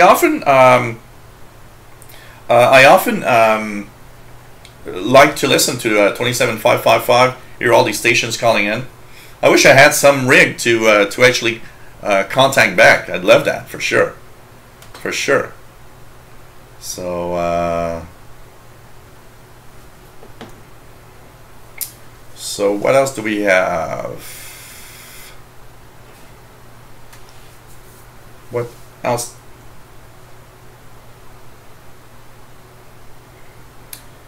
And by the way, yeah, also I want to say, because somebody had asked me on email this week, and if you are sending PayPal donations through my Yahoo email like you did before, it still works. It's the same place, but paypal.me/shortwave brings directly to the donations page. Eaton says, don't know if you saw, but the NASB meeting is in Elkhart, Indiana. Oh, okay, where the old HCJB transmitter manufacturing site. Okay, I didn't know it was there. Oh, that's cool. That's cool. They had a lot of stuff going on there. Kevin Weishel is the CB pimp. Yeah. CB pimp. I don't know. That sounds that sounds weird. Oh God. There are a few. I don't have it's sad because I don't have a single sideband set, because there's a few guys from Montreal that are hanging around channel 16 in upper sideband, and they talk almost every evening. And I would love to have a sideband set to join in. That's something I sometimes look on eBay. If I could get an old CB, a 40 channel, single sideband set, I'd like to maybe get one. But I don't want to pay full price. I don't feel like I want to pay full price anymore for a CB. There's a store here that has one, but I don't want to pay $400 for a single sideband set for CB. I find that kind of too expensive for what what I'll talk about maybe 2 or 3 times. I'd like to have some kind of cheap set. Especially now there's like nobody there almost on CB. Hey David in Barcelona, nice to have you on board watching on the phone, as the home connection here in my holiday countryside is so bad, doesn't even buffer in 144p. Wow. Okay, that is a bad connection. Lloyd Armstrong, nice to have you here. And from New Jersey to Martha's Vineyard, you talked every night for a week on that walkie-talkie when the CB band was wide open. Crazy but true. Pretty exciting for a kid. Absolutely. Absolutely. I mean, I remember when I would fire up this baby, and was not this model exactly. It was another TRC 200, and it was a 1 watt. This one's a 3 watt. It was a 1 watt, the one I had. And I remember firing it up and trying to contact people, and was so amazing. The farthest I've ever talked with this one, I had a dipole. You guys are gonna find that funny. I did not have a CB antenna, so I actually had a book on antennas, and actually, when I got this rig, the TRC 432 40 channel, I actually made a dipole in the living room with copper wire, and used that with a an SWR meter to make sure that everything's all right, and I don't blow up the output. And the first time I fired that set to talk, there was somebody talking. I believe it was like channel 18 or something like that. Somebody was talking, and I fired up and I said, hey, I'm in Montreal and I have this new set, a realistic TRC 432. Do you hear me? And the guy answered back, said, yeah, I hear you really, really well. I said, where are you? And he said, I'm in Saint Agathe. And I was in Montreal. Saint Agathe is a city that is north of Montreal, I'd say a good 80 to 90 kilometers away, if not 100 kilometers away. And I remember just sitting there and was like, you are in Saint Agathe, really? And he said, yeah, absolutely, and I'm hearing you really well. And I was like, wow, with a homemade dipole in my living room. It was like, okay, this is so cool. And but the only thing is, the dipole is very directional. So I had, great north-south propagation, but east-west was dead. So that was the bad thing about it, for sure. So yeah, I was mondial. My handle was mondial, which means kind of worldly or whatever. So around the world, if you want. I like that. I really like that. Man. Of course, Dukes of Hazzard. That was so popular. So popular back then.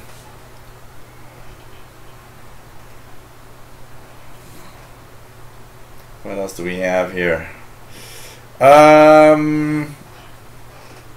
So David is wandering around on 60 meter band on his ICOM ICR 8500. Cool. So it was kind of cool. I love to. Yeah, that's what I need to do. Go to a Hamfest and get a CB radio with SSB for not much. But I want to get. I would like to have one. I'd love to add a single sideband set to the CB. Even though CB is not popular, I still enjoy having a CB just for the, who knows.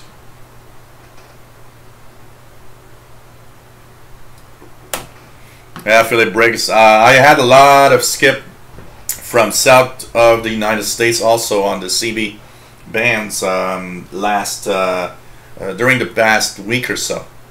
I can tell you that. Dirt PA2C, nice to have you here. Thank you for the nice comments. Pretty cool. Thanks, Morrison AV. Nice to have you on board. Thanks for the donation. Really, really much appreciated. Thank you, everybody that helps me out here. It's much. Yeah, decent HF rig second hand. I know. That's what I need. That's what I need. Something like that. Hey, the Vaults. Nice to have you here. Yeah, no mail notifications. I actually didn't have time. I totally forgot to send a notification for email. I did the notification thing, for like the different places that I go to on Twitter and everything, the Facebook groups. And it was about 3 or 4 minutes before the show started. It just came to me and it was like, oh man, I forgot to send the notifications through email. I was like, okay. So it was kind of sad, but now it's like 2 minutes before the show, so it's too late to do that now. So that's why there's no notifications for a lot of people. Lloyd Armstrong says you can get a Burkett 980 SSB CB for $150 on Amazon. Talk regularly to a guy from Ontario barefoot from here in Florida. Wow, that is cool. That is cool. But I was amazed. I mean, like, I was it was brand new for me, and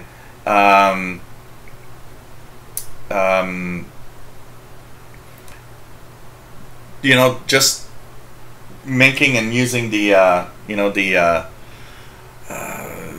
making my a homebrew antenna, if you want, for the CB. That was kind of a huge kick, and having the possibility to, of course, send out and to the possibility to just speak to people so far away with an homemade antenna. I was totally amazed that my antenna actually worked on the CB band. Yeah, I do have my 102-inch CB that is antenna that is. You know what? I'm wondering where it is. It was somewhere here. Oh, it's right here on the floor. I've got it right here on the floor next to me. I have my 102-inch whip. That would work very, very well, of course, vertical antenna. Bye, PLF Radio. Nice to have you on board as usual. And next show is next Friday. Next Friday, August 11th at 2000 hours UTC, by the way. So, Howdy says CB is very popular. Have a nice size station. Still talk all over the world. Yeah, but there's the local stuff is almost gone. I mean, there's almost nothing local here, and really the only CB stuff around is when I get skipped from the South United States. So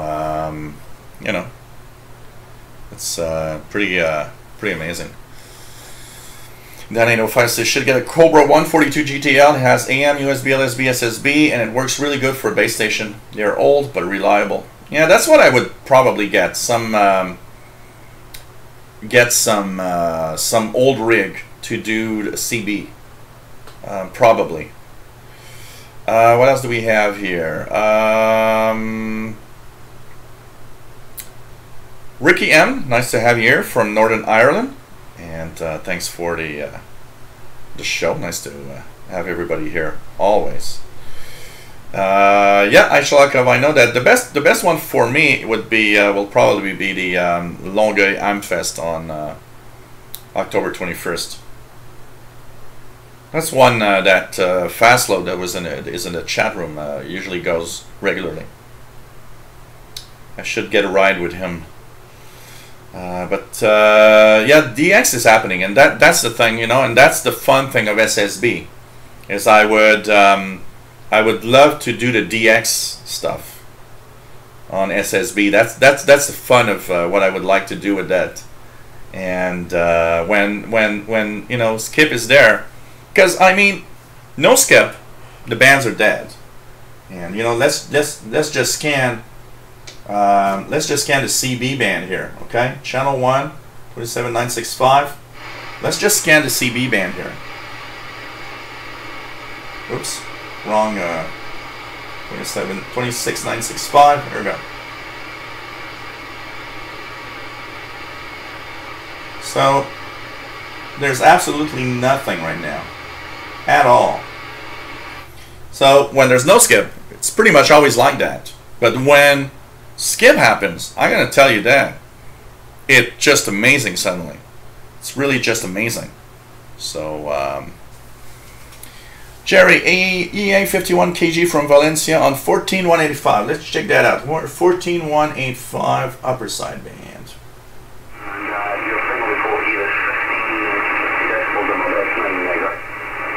Yep, coming in. EA 51 kg from Paul from Valencia. 14.185 upper sideband. Try to have the audio again when he comes back. The nice support you're sounding great here as well. What are you running for an antenna, Alfonso?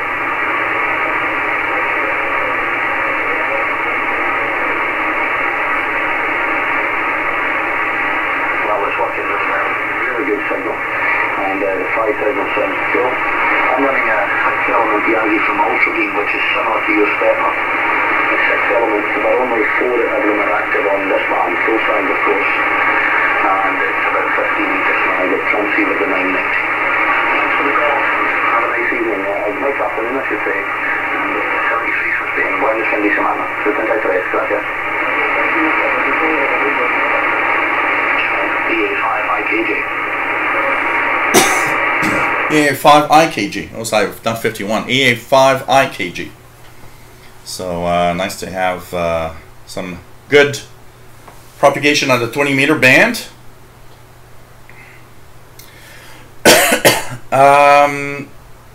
Jason Pepper, nice to have you here. I had CBs when I was a kid. Picked up a PL660 this past week and now starting to get that old feeling back. Yeah, you know, it's especially when you've been on radio and you get back suddenly. It's like, oh wow, it feels so good. Brady Andel, if you donate on Tuesday the 8th, will you be able to get a QSL card? Yes, you will.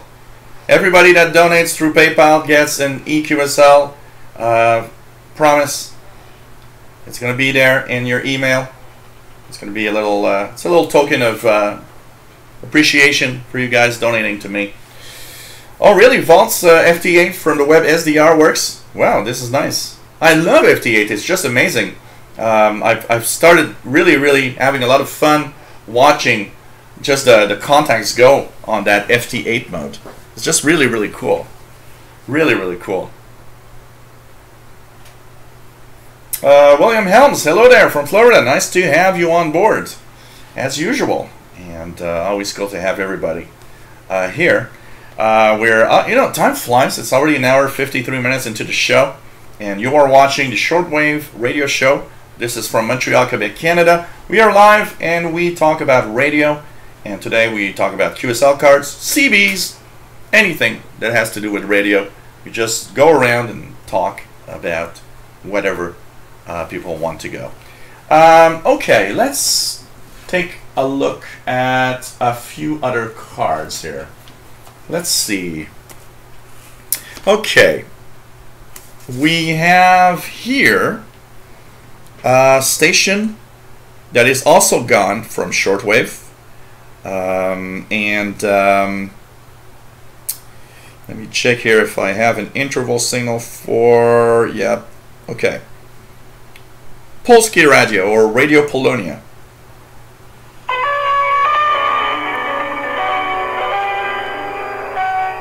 That's the old interval signal from the communist era. Let's play it again. Radio Polonia.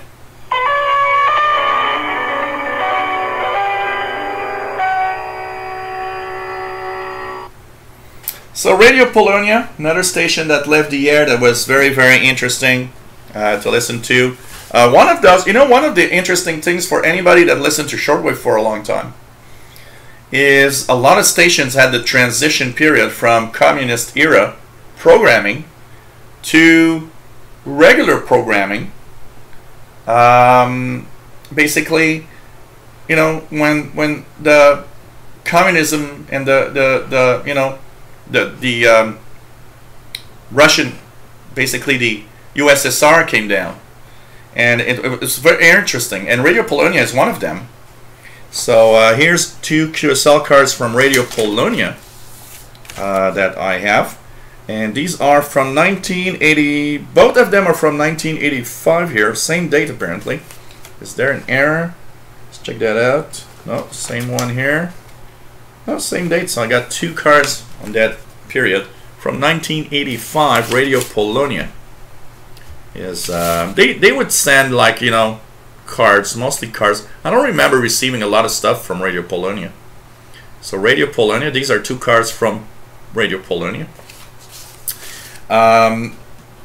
Another station that I have cards here that I can show is these are stations.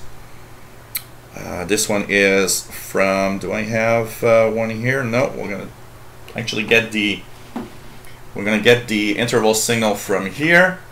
Bulgaria, Radio Bulgaria was another station that had a lot of interesting programming. That's another station that, as I was saying, as you know, had a change of programming from being Radio Sofia, Bulgaria, back in the 80s, was, you know, communist country, in programming that transformed into more open broadcasting. So here is a interval signal from Radio Bulgaria, and let's check it out here. External. So this one is from 2007, so this is the more modern interval signal that they actually had.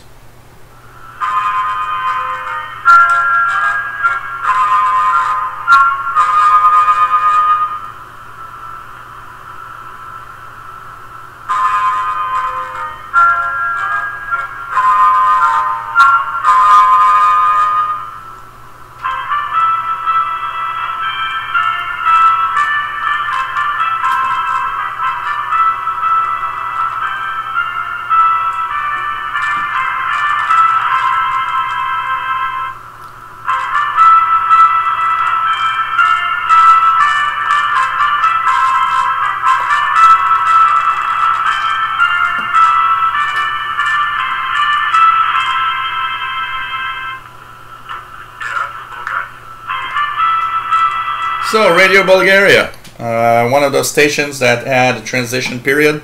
Now the ones I'm going to show you guys here are from the communist era, when it was called Radio Sofia, and cards from 1983 and 1984. So this is Radio Sofia, Bulgaria.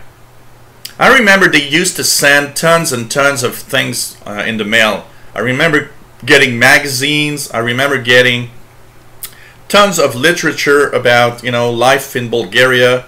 I even remember receiving a brochure on, you know, vacation in Bulgaria. That was kind of fun. You know, I was always thinking, wow, okay, vacationing in Bulgaria, which was back then, and gotta say, communist Bulgaria. But some, you know, some nice cards. I hope you guys enjoy watching these good old QSLs that are very important and vintage now today, because, you know, I mean, these are QSL from stations that are long gone, and it's you know, sad, because also brings me a lot of memories of those good old times. So you know, pretty amazing. Now, Kevin Y, I've got a very funny story about vacation. It says, "Don't say time flies, I'm on vacation." A friend of mine posted on Facebook, "Oh God, still 2 weeks before my vacation." And I remember I posted on his comment, "Don't think it's a bad thing, because this, you know, you'll get on vacation, and as soon as you know it, you'll be posting, oh God, my vacations have ended. So as long as you're still not into the vacation, you know what? They are coming, and they are still going to be there. So Calvin says, was watching some wrestling with girlfriend.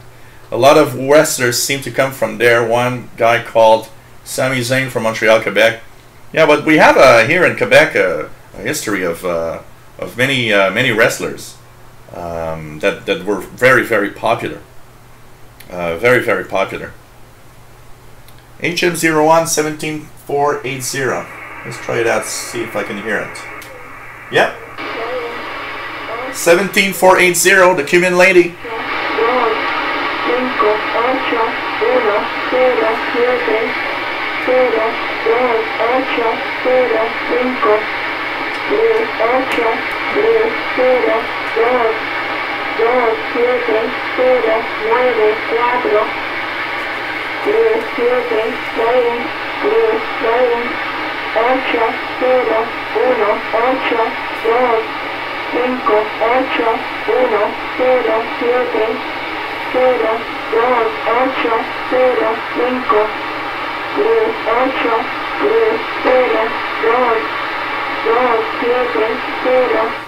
So the Cuban number lady, HM01 on 17480 right now, if you guys want to catch a number station from Cuba.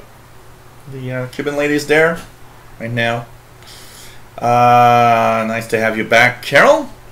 F. Lassie has a lot of those. Yeah, cool.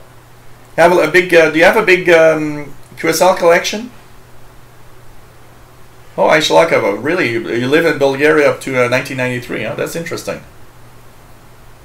That's interesting. Matthew Wells, nice to have you here. No license is required for a CB radio. They have, I don't know about when in the United States it happened, but here in Canada, sometime in the mid-80s, you know, when I had this CB, I remember there was still requirement to get a license. And I transmitted without a license anyway. But not long, maybe a year and a half after I got this one, around 84, 85, the CB license requirement was dropped here in Canada. And I know that for a fact that today, 2017, both US and Canada, you don't need a license for CB radio anymore. Hello there, Sean Peters. Nice to have you here. So, well, up to now, Carol, there's really not much in any stations that are ending this year. We're kind of in more of a slow pace. What is very interesting is actually the shortwave output is a little better.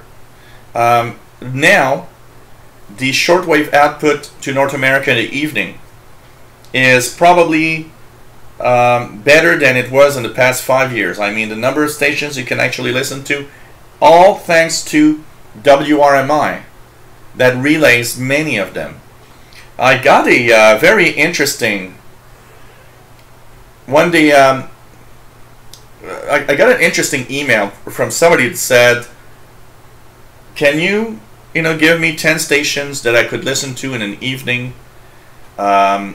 The guy is near Montreal, and he watches my shows, and doesn't really participate, but he says he enjoys them, watching them all the time. And he emailed me and said, "Can you give me 10 stations that are not too difficult to receive, that I would be able to receive on a portable radio in the evening?" And so I started thinking, and I said, okay, well, you got Voice of Turkey at 2200 UT, that's 6 p.m. here local time on 9830. That one is usually a pretty good reception. And talking about that, let's check it out. 9830 right now, 9830. There we go, Voice of Turkey.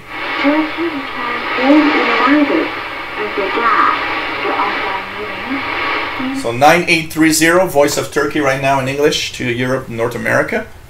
So I thought, okay, there's that one. There's Radio Havana Cuba, which is an easy catch when the modulation is good on 6,000 kilohertz.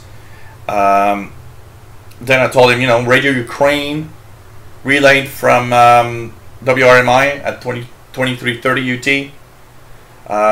Then, you know, Radio Romania 9730 and 7375 at 0100 UT. And as I continued, it's like, well, there's tons of things, and I realized so many of the relays of WRMI are saving us from having a horrible, very little things to listen to in the evening. I also told him, you know, what 2 stations are worth trying to see what's on. WBCQ and WTWW are 2 of the stations that are very interesting. In you know, yeah, one night you'll get, you know, religious programming or Brothers Dare, but another night you'll have, you know, a WTWW has the QSL radio show, which is very nice. BCQ has all sorts of interesting programming, and not just, you know, religious stuff. These are stations to check for. There's Radio Slovakia in the evening. There's all sorts of different broadcasts, and I gotta say, without WRMI relaying right now, thank God, because North America would be a hell of a boring place for international broadcasts in the evening. So pretty sad if that would not be the case. Okay, what else do we have here? Hey Andrew, KK4UDD, nice to have you on board. Anything interesting? You know what? I tune around a lot. This morning I stumbled upon a lot of aeronautical transmissions on 11330, and now I am doing a little experiment, and I don't know if some of you have tried this.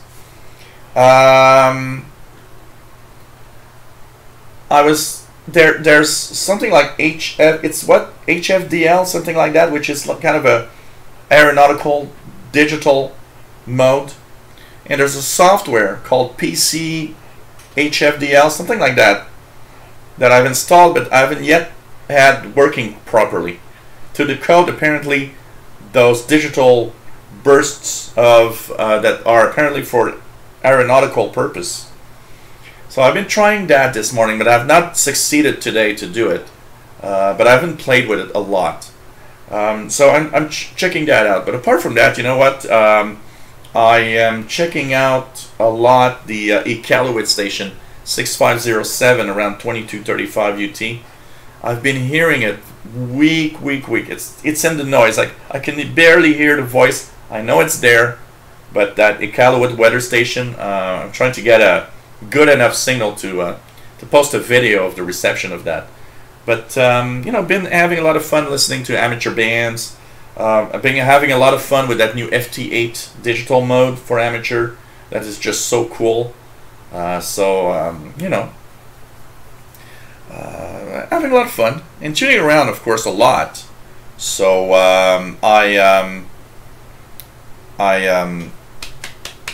of course, always, you know, check out the different things. I've been trying to buzzer a little bit, but have not been able to hear it much lately. But it's kind of, you know, nice. Hey, come here. Paul the cat is here, and now he's just. I left the door open because it was outside all day, and come here. Come here, say hello to everybody. Here we go. Let's take Paul the cat. Here we go. Here's Mr. Our mascot, Paul the cat. And let's check it out. Hey there. Hey, Paul. Saying hi to everybody. Nice to have you here. Well, everybody likes it when you see you come here. Say a little hello to everyone. So nice to have all of you here. And nice to have Paul. So Paul the cat saying hello to everybody. And so this is pretty cool. So anyways, what else do we have? So I'm having a lot of fun anyways, listening to radio, of course. So isn't that station on a European station? Here it doesn't come in here because of the time that it's transmitted, but I think it's 6160 kilohertz.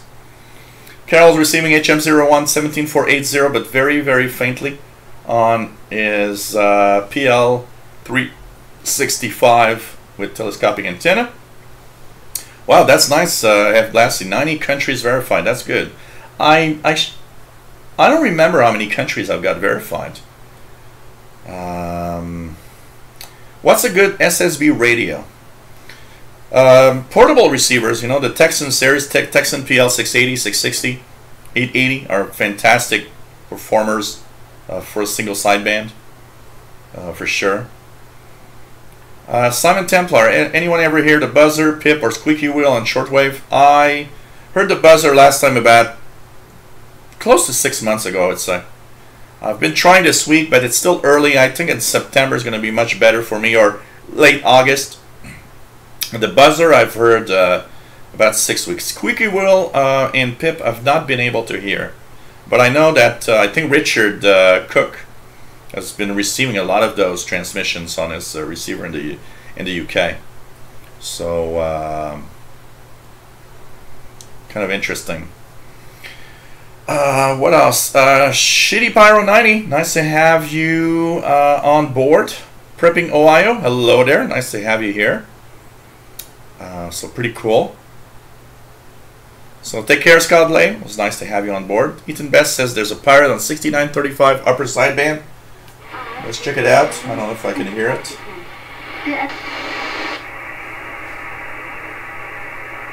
Nothing much for me here. Nothing much for me here. So nothing heard on the pirate band for me. Apparently a pirate is on 6935 upper sideband. David in Barcelona says oops, just lost something here. Let's just go back, sorry. David in Barcelona says 9830 kilohertz S9 plus 20 here, very nice. And usually it packs a really good signal here in North America, also on 9830, and sometimes 9515 at 0300 hours UTC. Sometimes makes it pretty well also in the summertime. Oh yeah, Kevin, why we really need to tell a big thank you to WRMI, because I mean the number of relays that you know I was thinking the other night when I was actually tuning around the bands, and I didn't want to you know, tune around and search for stuff. I just wanted to listen to some broadcasts. And I found myself listening to broadcasts in English all evening. Half of them from WRMI. And thinking, wow, this is so cool, because it is amazing that you can now, and it's been a while that we couldn't do this. It's been a while that we couldn't, you know, tune around a whole evening in North America and have something to listen to. So it's just really cool. And yeah, you know, North America. For those in North America, oh, SSB CB radio. It's a CB radio, Kevin once. The winter time. You know, I would say the best time for the buzzer here, and it's pretty much what I have here in Montreal when I get it, is anywhere from like September, October, maybe November, and end of January, February, and March are pretty much the times that I kind of get the buzzer a lot. And on the summertime, it's almost impossible. And in the winter time, the deep winter time, probably technically should propagate, but I've, you know, like in December, I've rarely heard a buzzer in the near the solstice, you know, near in December or in June are 2 months where I've never really received a buzzer much. Richard Dribble is receiving Voice of Turkey's S9 plus 20, really good signal.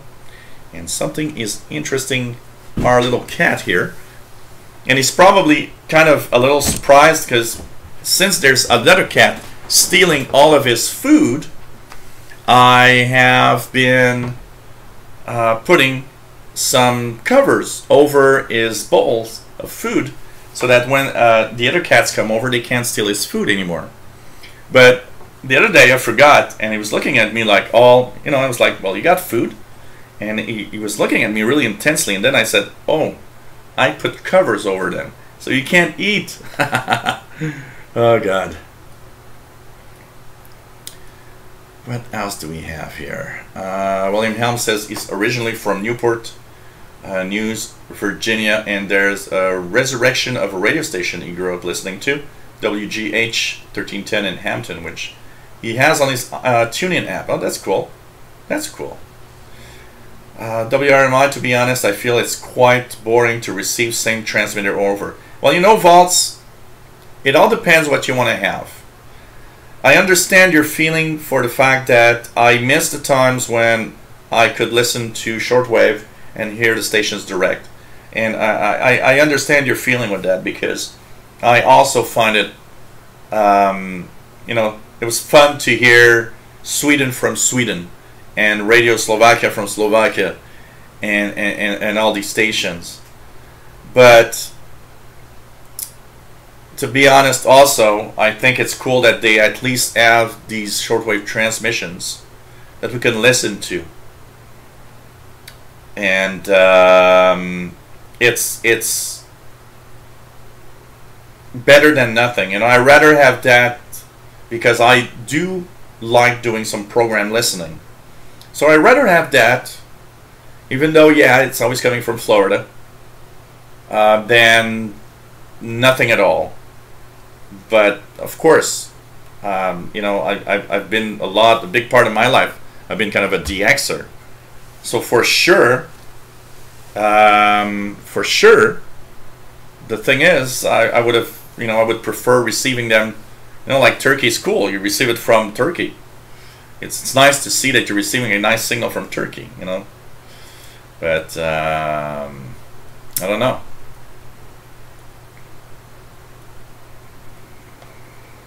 Or is multi-PSK can decode HFDL? I've didn't check it out. Yeah, I saw ACARS, but I didn't know that multi-PSK also did HFDL. I'm going to check it out. David Arden, nice to have you here. Checking in with his cell phone. Pretty cool. That's cool. Sean Peters, looking for a new radio. Any suggestions? What type? What's your budget? And what would you like to have as features? You want to have SSB, single sideband? You know, it's you know, it depends what you want to have. Portable text and receivers are great. All depends what you want to have. Yeah, the PIP is on 3756 in the middle of the 80-meter AM band. So I sometimes listen to the marine calling frequencies. Interesting ships sometimes. Yeah, you know, it's fun to go around for sure. Oh yeah, Carol. DX is exactly 17 pounds, and it's very it's very obvious.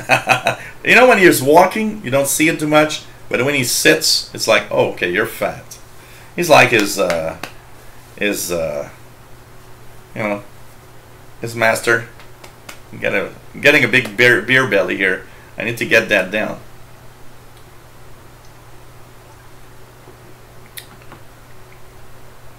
Well, you know, multi-PSK, if you use it regularly, that's the thing, okay? If you don't use it regularly, you search for the modes all the time, because you're like, where the hell is PSK31? Where is it? Can't find it.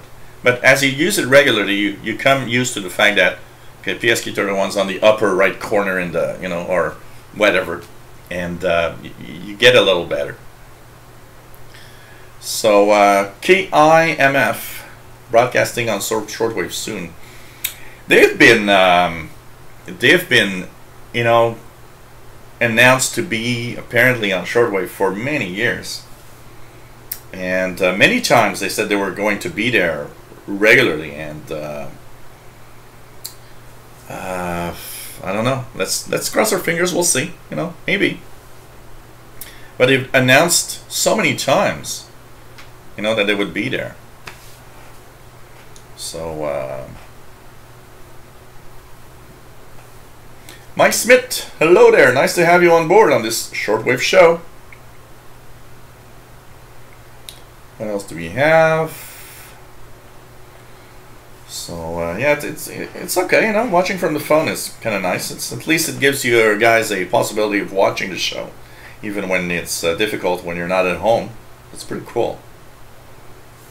So Matthew Wells, do you have a CB radio handle? Well, it was in French, and I haven't used it in a long time, which was Mondial. I would call myself Mondial 01.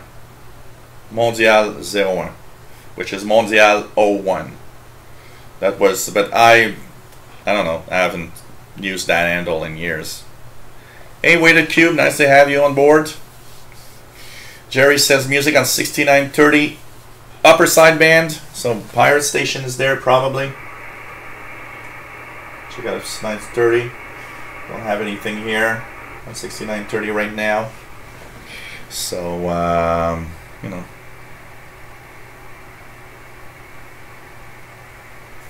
What else do we have here?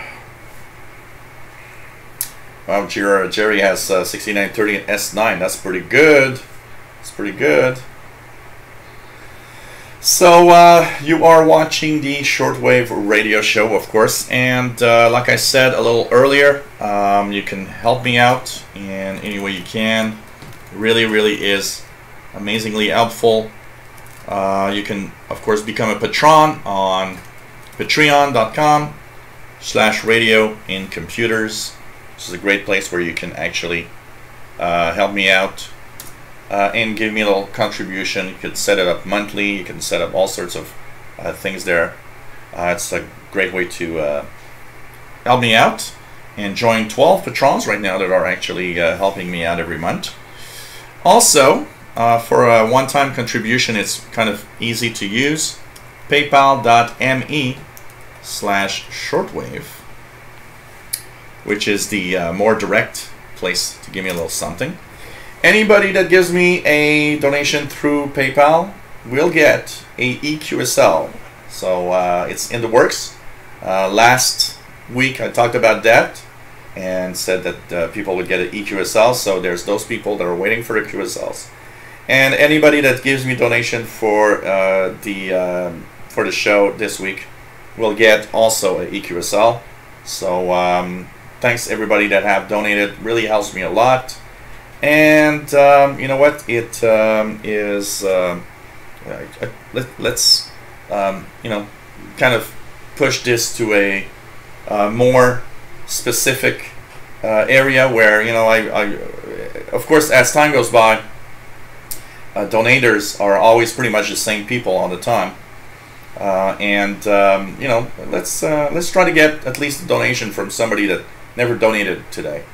It'd be very, very, very welcome, and would really, really be nice that anybody can help me out. Of course, as it is almost something that really needs to you know, be done, because without donations I would not be able to continue doing these things. And if you enjoy what I do, you know, it's really nice. So anybody that has not donated yet and is a regular viewer and can do a little something, why not help me out if you enjoy the show? Okay, so let's, my beer is kind of a little hot, so I'm gonna actually fill it up with some cold beer so I can actually have it a little more drinkable. So today's beer for me is the Sleeman Cream Ale, which is my beer for today. And it's a great little light tasting beer. And I'm pretty sure Paul the cat is waiting for me to give him food, as he's looking at me intensely and saying, hey, I want to have food. So I will be checking that out for sure. So cheers, everybody. Nice to have all of you here. So I'll take a break for 2 seconds. We will go feed Paul the cat. I will keep you with a little bit of Voice of Turkey while I go feed the cat, and we're back in a few seconds or a few minutes. He has sent us an answer to the question of the month for July 2017, which is on 15th of July 2016. A coup d'etat was attempted in Turkey against the cat institutions. Thank you very much for this answer for our question of the month of July, Mr. Grant Skinner. And also many thanks for your letter in which you have written all the details of the reception. You write in his comments, he says, Voice of Turkey is one of my favorite and most listened to stations. It is my major source of news from Europe. I like the robust family style of Voice of Turkey, as well as the excellent variety of programs and the listener quality of your station. Thanks very much, Mr. Grant Skinner, for these virtual comments, and also many thanks for your detailed report that you have sent. Please keep on listening and writing, and we'll have instruction about sending QSL cards for the reception reports that we receive. So thanks a lot, and keep on listening and writing. And Mr. Bengt Anderson has written us from Sweden, and he's one of our new listeners, and then he writes, report from Sweden. I heard your broadcast on July 7, 2017 on the frequency of 9,515 kilohertz, and then he has given some details of this equipment that he receives or... So, we are back, and now Paul is happy. Okay. Bubba Seattle, hello there. That's 9830 kilohertz for Voice of Turkey.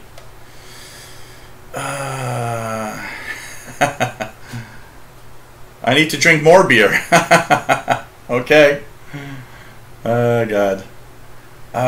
Okay, anything else here? Let's check it out. Shalikov says, I just connected to my friend's beverage antenna in New Hampshire. 6220 kilohertz, coming in well into New Hampshire. Wow, pretty amazing. David says, I can almost hear the station on 6930, but if it's there, it's so weak that it might as well be imagining it. You know what, David? Many times I tune a pirate frequency because I see that people are reporting a pirate, and I don't know if it's because you're just so convinced that you might be hearing it, but sometimes I think our minds play tricks on us, and we have the impression that within the noise there's some words, and you're like, oh, I think I got it, but the more you listen, the more you say, no, I don't think I got it finally. It's just amazing. So MDK2 is getting the pirate on 6930 kilohertz, upper sideband out in Colorado, also being reported in Maryland. Oh, I'll try it again a little bit to see. Cats always get, John Wilson says, cats always get in the way, and they will not take no for an answer. I know, as I have 4 of them. What else do we have here? Romania in English on 9760. Let's check it out. 9760. Yep. Great signal from Radio Romania, 9760 kilohertz. And that was Radio Romania International Encyclopedia. Radio Romania International.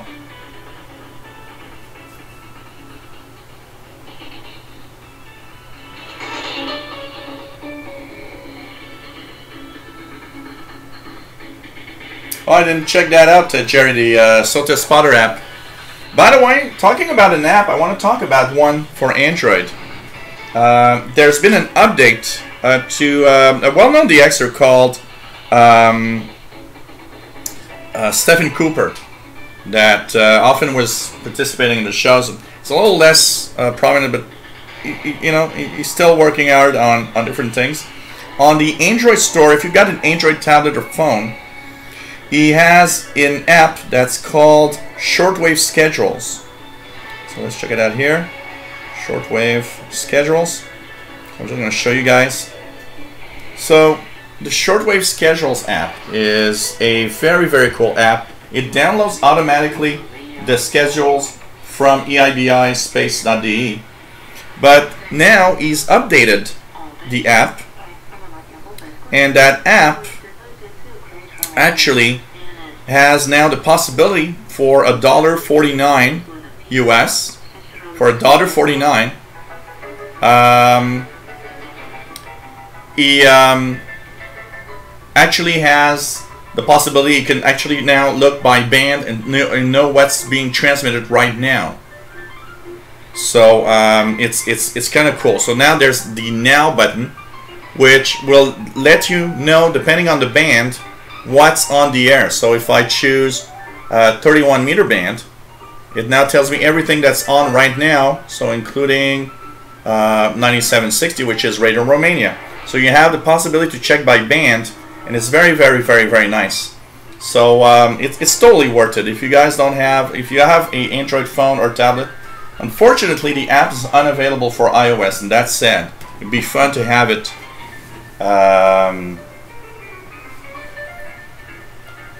for, you know, getting schedules and everything. I think it's a cool app.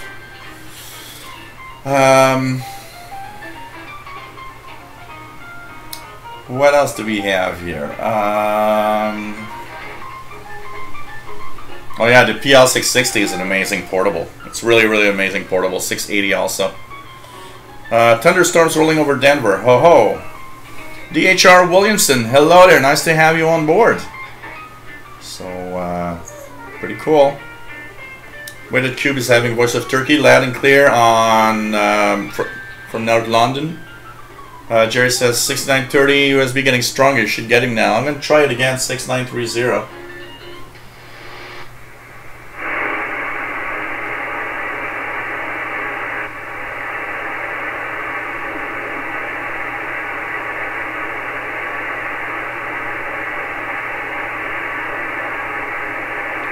Don't really hear anything basically, but well, I'm going to stay on the frequency a little bit. And I did check 6935 also. None of them are making it up here right now, for sure. What else do we have?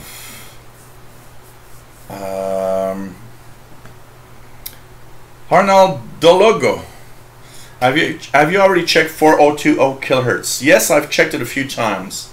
I know that there's some pirates that tend to use it a little bit.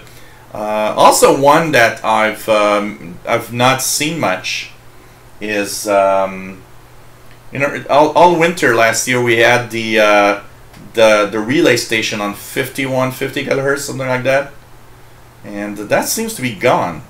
They are the ones that were actually rebroadcasting my audio on one Saturday night, and I haven't heard them in a long time.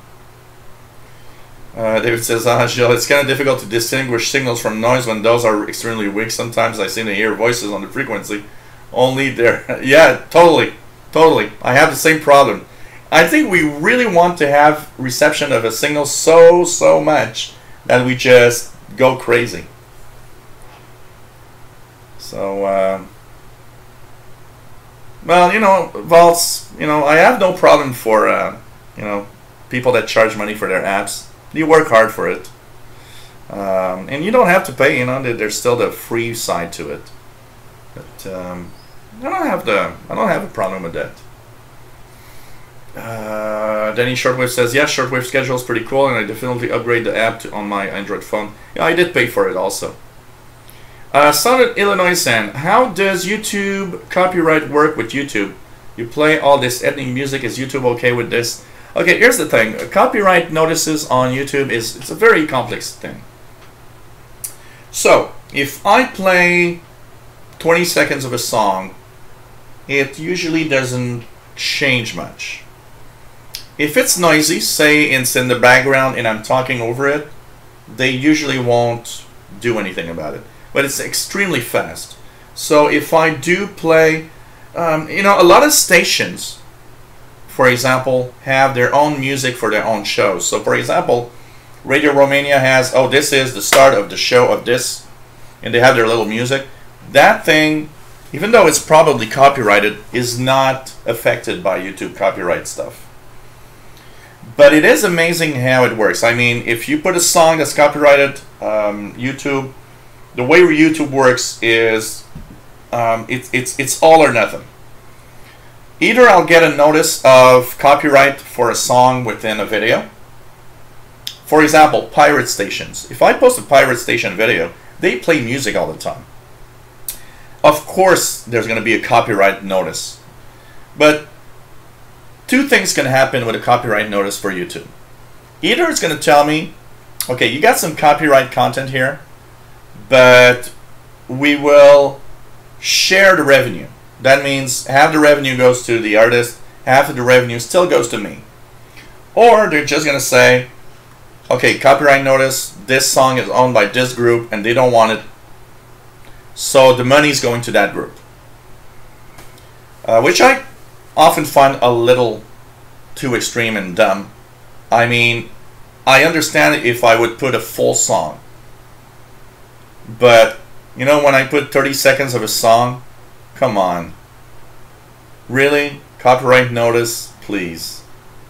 So, you know, Richard, it's Shortwave Schedules on Android. Shortwave Schedules. It's made by Stephen Cooper. The app itself is free, but if you want to upgrade with the What's On Now feature, it's $1.49. Actually, Canadian. I paid $2.06 Canadian because of the different pricing of apps here in Canada. But whatever song it is, for example, if I play, okay, you know, Voice of Turkey, they have, of course, a lot of Turkish pop. Anything that is known is a copyright notice immediately. So I will have, you know what, I posted a video of the broadcasting of Kingdom of Saudi Arabia that had some Middle Eastern music in it. And that was funny because it didn't actually appear immediately. It took about a month, but after about a month, one morning I just looked and I was like, okay, I got a copyright notice. Why? And I looked and it said, oh, well, this video. And it was a video of the broadcasting of Saudi Arabia. And they had flagged that as a copyright infringement. But one of the things that at least is cool about copyright infringement on YouTube, it's not something that will be bad for your account. They don't you know, punish you in any way if you post if I post a video of a station, a radio station that plays a song from, I don't know, Britney Spears. It's just going to tell me, well, there's a copyright, you know, there's a copyrighted song in there, and either you get half the monetization or you don't get it at all. And but it's not a bad thing. You're not getting flagged. Where you could get flagged is if you would intentionally copy someone else's things. For example, I've had to in the past year, I've had to complain to YouTube for at least a dozen channels that actually copied my videos exactly as they were and put them on their channels.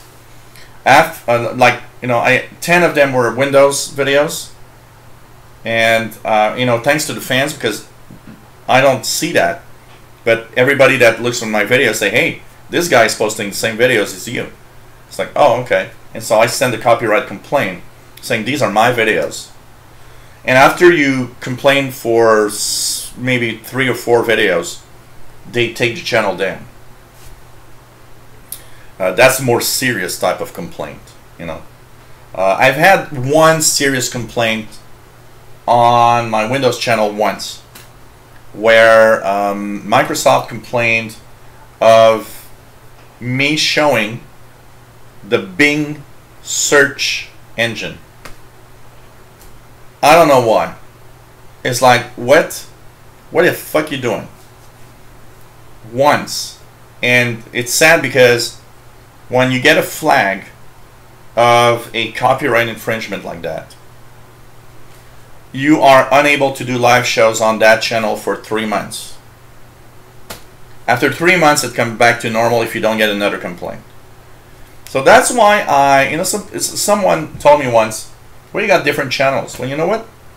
If this channel will be affected by something like that, I would tell everybody, well, let's go to the VHF UHF channel, and we'll temporarily do the shows from that one. And when this one comes back, I'll come back here. At least I have options by having more than one channel. So, what is there? Oh, really? Icholakov says there's a pirate on 5200 kilohertz AM. Oh, that's interesting. Maybe it is the relay station. Maybe they're back. Maybe they're on 5200. Free Saxon says CB conversation to 20 meters. What exactly do you mean by CB conversation to 20 meters? As 20 meters is an amateur radio band.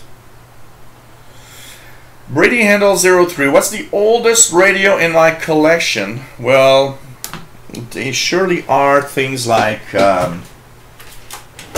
this. You know, these old tube receivers, like these ones. So these are the oldest radios in the collection, of course. If I have to put my oldest shortwave radio, the one that I started with is the one that I still have, which is this one here, the DX100, which I had that I bought in 1982.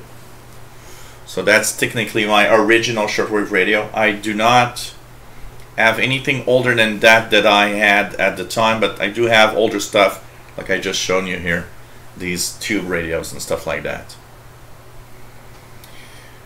Shortwave radio schedules by Stephen Cooper. Yep.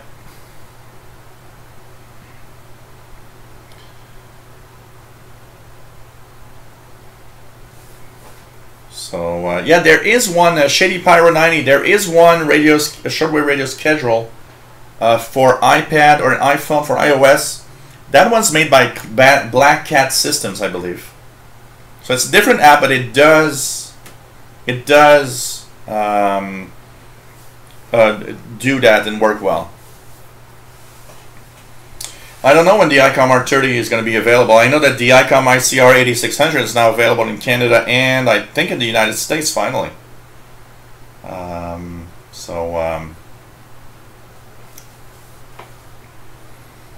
Yeah, and they're really fast. YouTube is amazingly fast. I always am amazed at, you put a song, copyrighted song, and it takes 2 minutes, 1 minute, 2 minutes, and you get a copyright notice immediately. It's pretty amazing. Pretty amazing.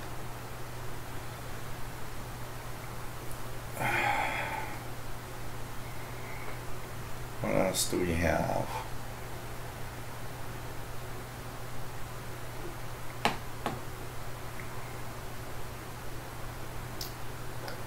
It's going to be expensive. The R30 is probably going to be very expensive. I don't know. So, I gotta say.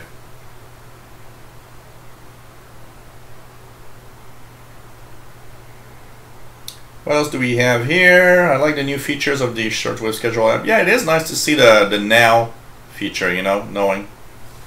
Yeah, that is total BS. I know, DHR Williamson. I don't know if it's within the Bing engine, something on the page, but it's like, it's exactly what I thought. It's like, I'm talking about the Bing search engine. It's giving you free publicity, and you actually bite me and say, hey, you should not show that on YouTube. I don't know who's the idiot that complained for that, but man. Have you had to replace the capacitors on your DX100? I read that you can modify them, some to reduce drift. I've never had to replace anything on my DX100. It's still perfectly working order from the original period of time, except it has a little some scratchy controls. But I did read that apparently a pretty high number of those are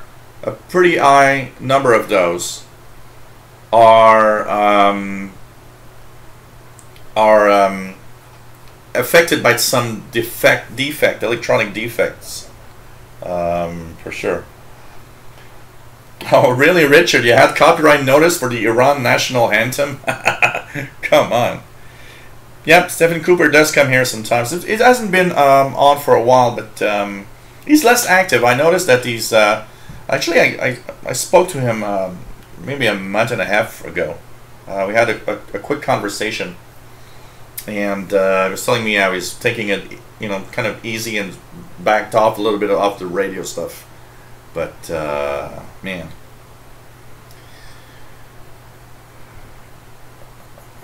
Yeah, of course, I love DHR Wilson. I love that U20 SDR. It's amazing.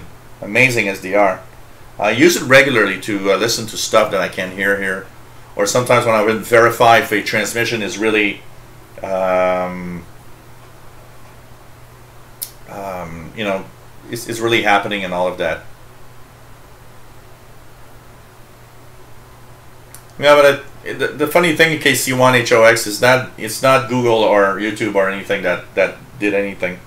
It clearly was a complaint from Microsoft, which was like, what the hell?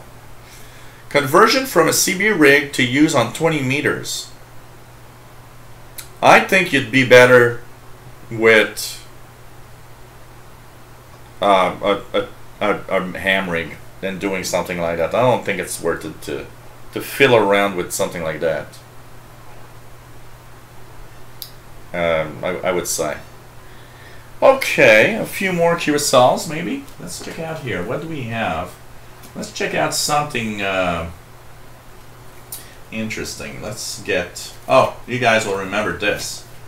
There you go. Okay, you guys have got this QSL. And you guys will... If you guys remember, there was, of course, a sarin gas attack in the Tokyo subway in Japan in the 90s, somewhere in the 90s, I believe. Well, I actually have a QSL card from the station, from that idiot that actually was the mastermind behind the sarin gas attack. And basically, Shinrikyo at a shortwave station that we could hear. And that was the guy that was the head of the idiots that put sarin gas in the Tokyo subway. So this is from a radio Shinrikyo, Japan, received on November the 23rd, 1994. So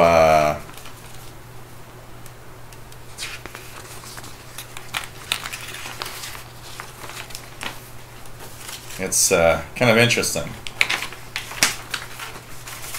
to have a QSL from something like that, which is pretty amazing. Pretty amazing when you think about it. Hey, here's an interesting QSL from a transmission. This guy, I think he's still active. This transmission was coming from South America. This is a QSL from Radio Piranha International. This is a pirate station that broadcast, and this one is 30th of April 95. So this is a, let's take it out here, Radio Piranha QSL card. Was broadcasting on 13950, I believe, if I'm not, yeah, 13950 kilohertz in upper sideband, I think. So Radio Piranha International, that's pretty cool. That's pretty cool. Unusual stations that UQSL. Iceland, Riki Suvarpid it was called. They had Icelandic language programs only 2 or 3 times a day. So this one's a QSL from Iceland. The other one here on top, which never had, well, they had a special English transmission at one point, but they were always in Danish.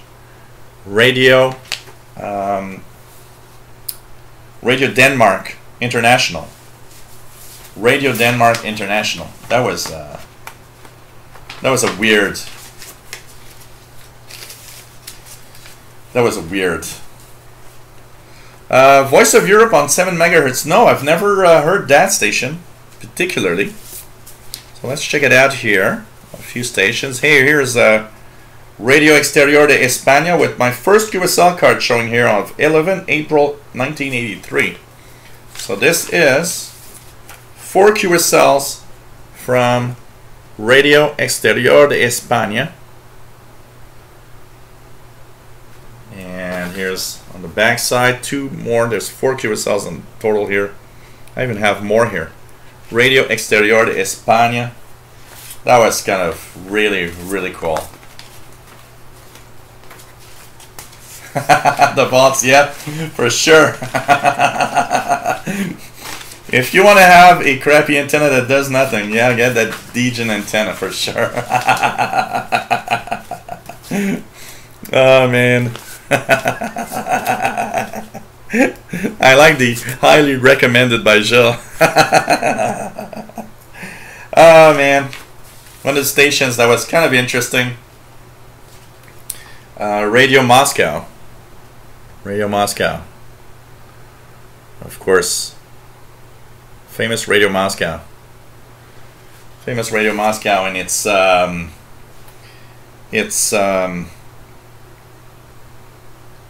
famous Moscow Nights interval signal. Well, not interval signal, but that's always something that I found. You know, it brings me back to the old days when I hear this song that was on Radio Moscow.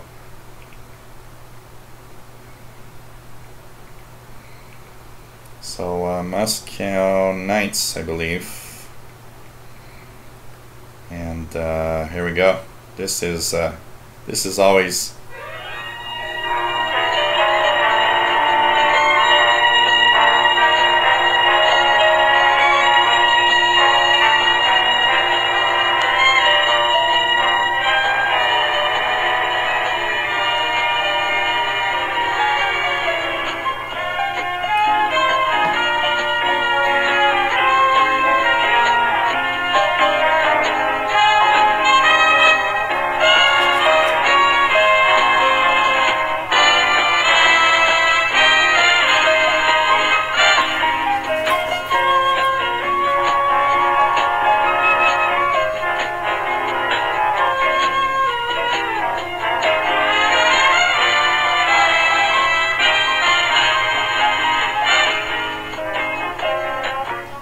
They would play this just before they would air the news bulletin every hour most of the time.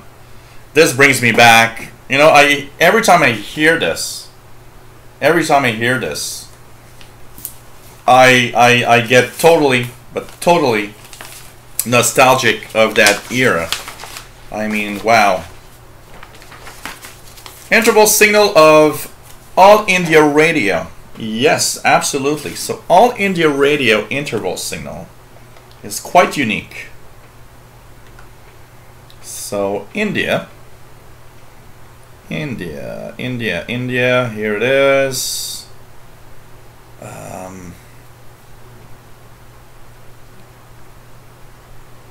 Oops, too fast. Okay, India, All India Radio external service.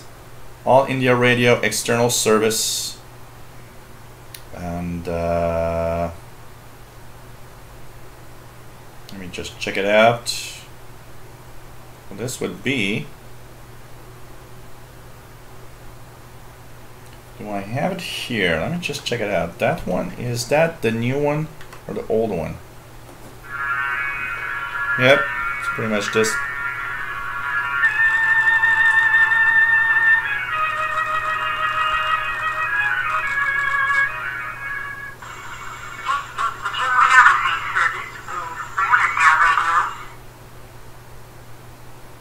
Right here, I'll play it here.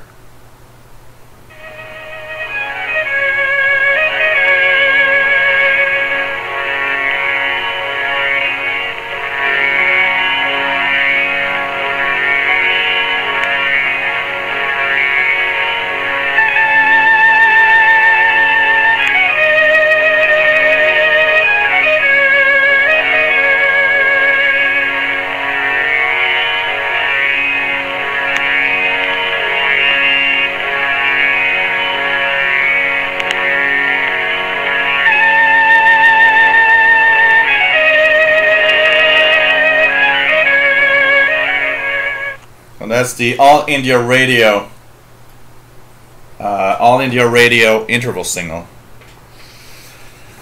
Oh man, hey Big Ben Shenton, I can tell you that. I remember my mom watching the Love Boat, and I remember watching the Love Boat with her, and I was like, man, today I just think about it, it's like, what, really?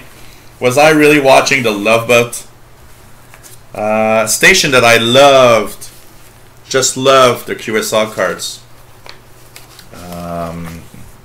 Now these were the days for sure. It is extremely mysterious. It's one of those interval signals that's extremely mysterious, for sure. Yeah, Joe Adamov. He was the guy always in Ev Lassie. It was the guy, Joe Adamov, that was always in the Moscow mailbag. I remember, if you guys remember, you could. You would actually send a question, and when they would reply back, they would actually give you what date and times to listen to the show to actually have an answer to your question. That was so cool. That was so cool. One of my favorite stations of all time. One of my favorite stations of all time. And the top here is my first QSL from them. HCJB out of Quito, Ecuador, in South America. God, I love this station.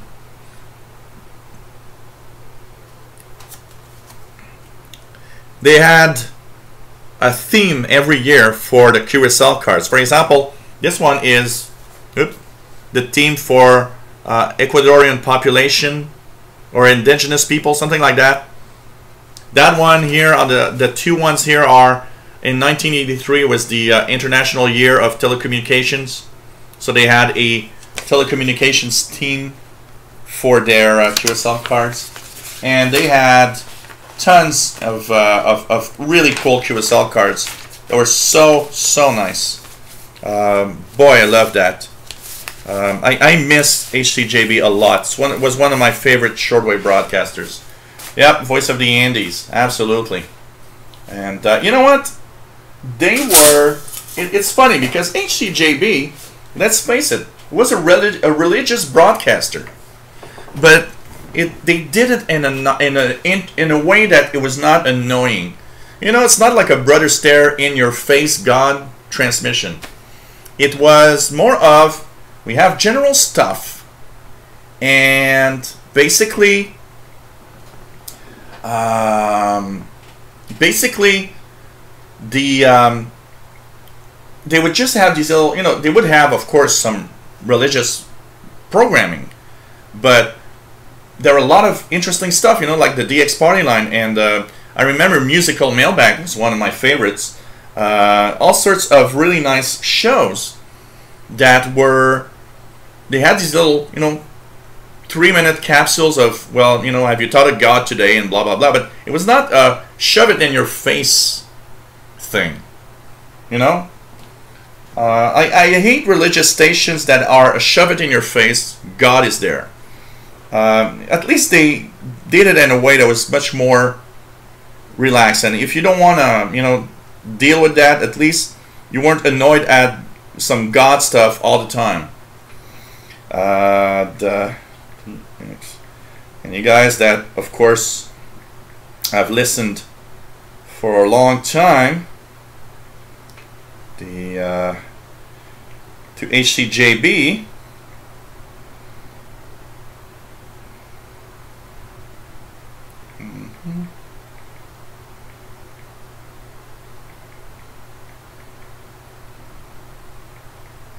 So here's gonna be a little something for you guys.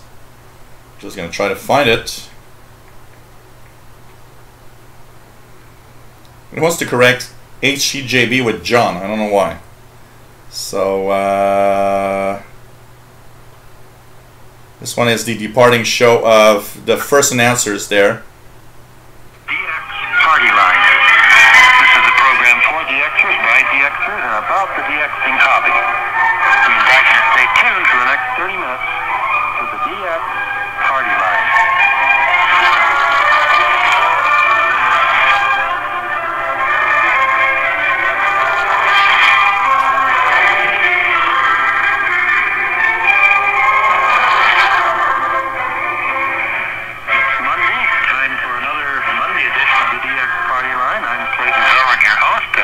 Helen will be along a little later in the program, and this is rather a difficult or hard, I don't know quite how to describe it, program for us because, as you may realize, some of you I'm sure have heard that we'll be leaving Quito soon, and that was the DX Party Line, one of the great shows. I didn't even remember they had a Monday edition of it. I remember the Saturday one, but I didn't remember the Monday edition. James Schaffer says HCJB was the first station received on his brand new FRG 7700. That must have been so cool. And it was so exotic. I don't know about you guys, but for me, Quito, Ecuador was like such an exotic place. And of course it is, you know, but every place in the world is kind of exotic technically, but I don't know. Quito, Ecuador was so exotic for me. Really, really amazing.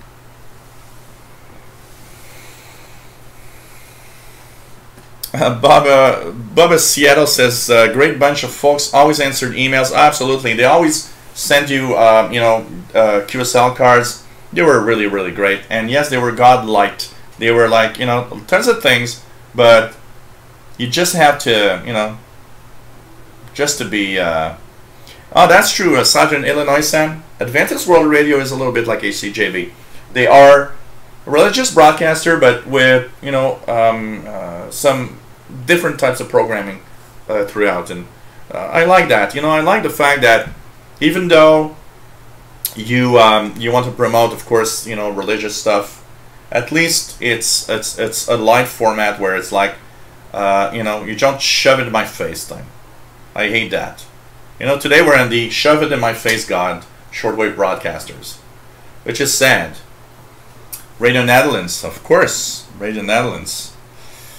Let's check it out here. Radio Netherlands.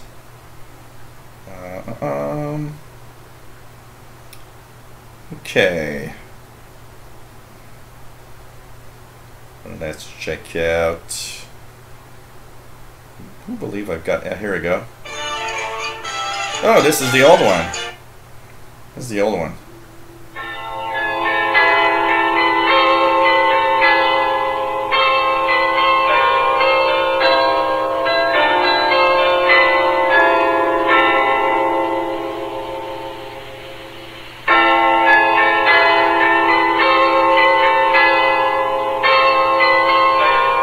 Okay, Richard.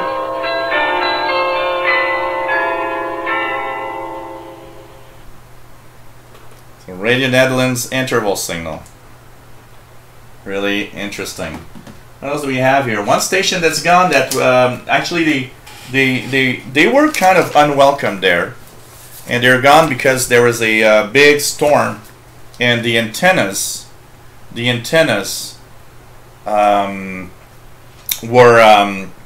were broken and they never fixed. Radio for Peace International. This is one of their QSL cards with a schematic here. Another one here is radio. This one I believe, yeah, Radio I think today it's called Voice of Mongolia, but that was called Radio Ulaanbaatar. So I've got a Mongolia QSL card, which is this one right here.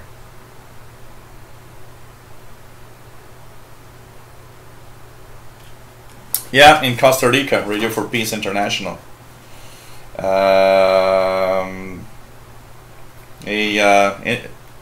Broadcasting of Iran QSL card. Oh God. The other one next to it is, oh, Radio Moscow. This is a Radio Moscow QSL from 1985. Oh, interesting. I had unclassified. The ones that have no indications are the ones that are last.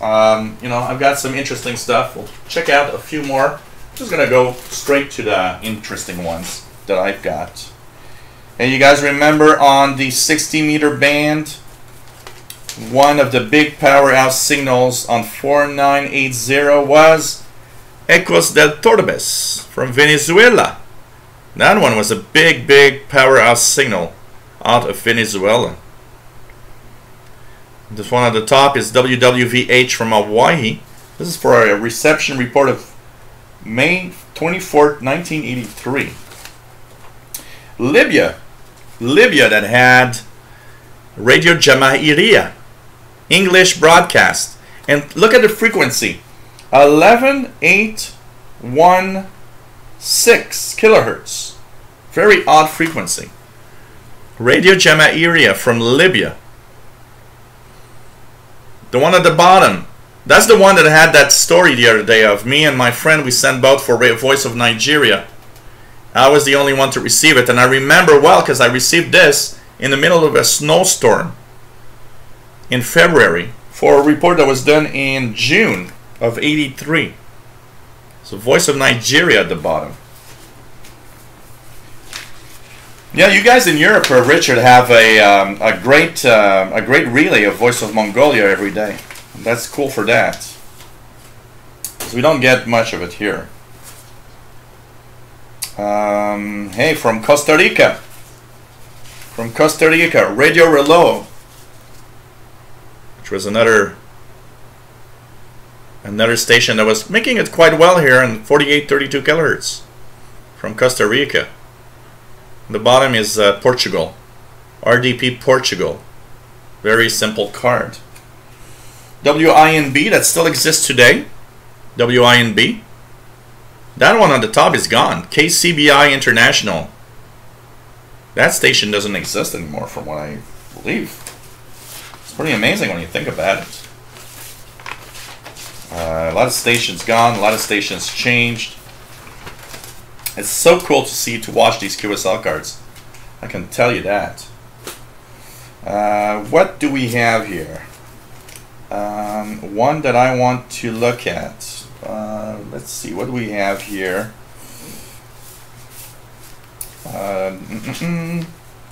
Deutsche Welle QSLs from the 80s. That was kind of cool. That's kind of cool. What else do we have?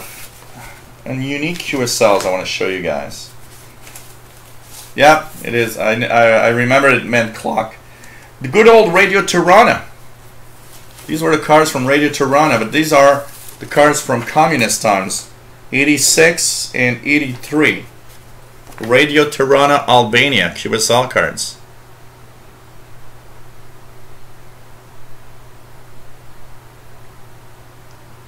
So Radio Tirana QSLs from the 80s. That period of time where they were a communist country. Pretty amazing when you think about it. All these stations that have changed over the time.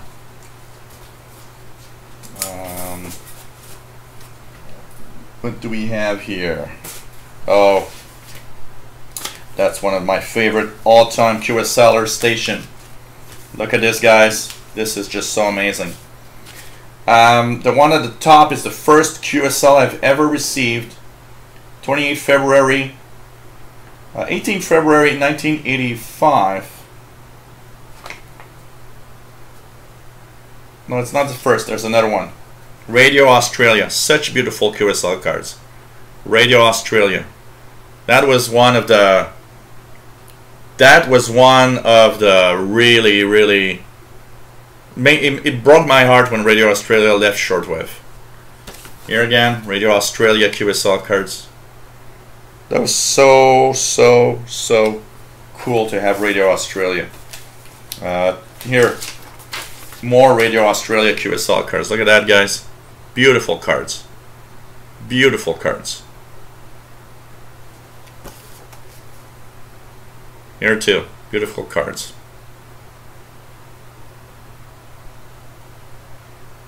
Radio Australia. So sad to see them leave this year. I don't think they will ever come back. But man. Yeah, 48. Not 48, not 49, but 48. But, you know, I was 14 years old in '83 making reception reports for these QSLs. What else do we have interesting? I want to show some unique stuff that is very, very kind of cool. Oh, here. This is unique. I'll make you guys hear the interval signal. And you guys decide what that is. Interval signal.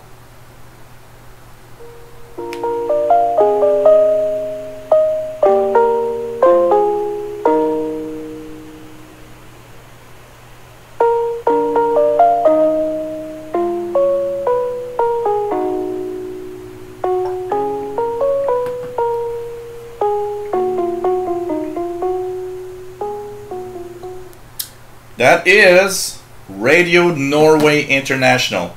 Always found that odd because they had English, they had, you know, Norwegian language programs all week, but English was only on Sundays. Hey, these have been removed. So Radio Norway International. These are cards from Norway, I believe. Let's see, there's one here for a little lady in some kind of traditional Norwegian dress. Am I okay here? No, I'm not. Okay, they're both like this. Okay, sorry. So this 2 Radio Norway cards. Here, these are off, so I can show you the cards. Radio Norway cards. And I can show you the back of the cards. You guys can see what's written there. Radio Norway International. That was a station I actually like listening on Sundays. It was kind of cool because I remember I was going to school, and I remember that every time that, you know, in the weekend when we would get on Friday, I would of course always say, hey, this is cool, I'm gonna listen to Radio Norway this Sunday. You know, it's kind of cool.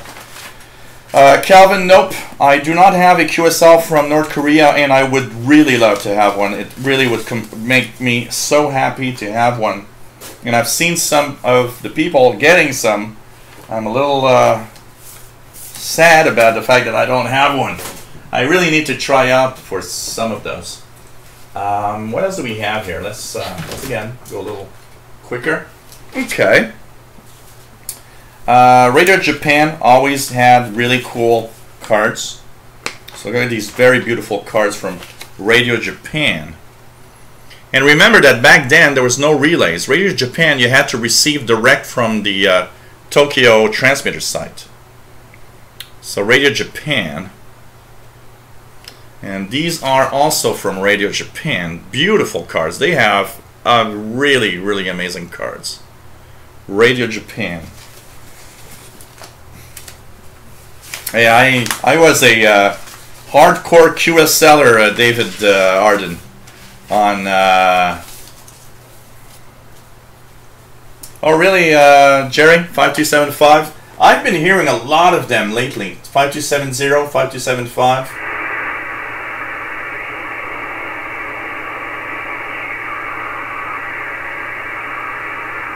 From all these radios from up north in Quebec. Radio Japan is what is NHK Japan now. Yep, absolutely. It's NHK Japan. Yeah, John, it'd be really cool to have one of your QSL cards, of course. So here are more Radio Japan QSLs. Radio Japan QSLs. That one, I remember, amazed me. Because, you know, when you're young, you just have no idea of the world around you. And I was like, you know, 13, 14 years old when I got this card.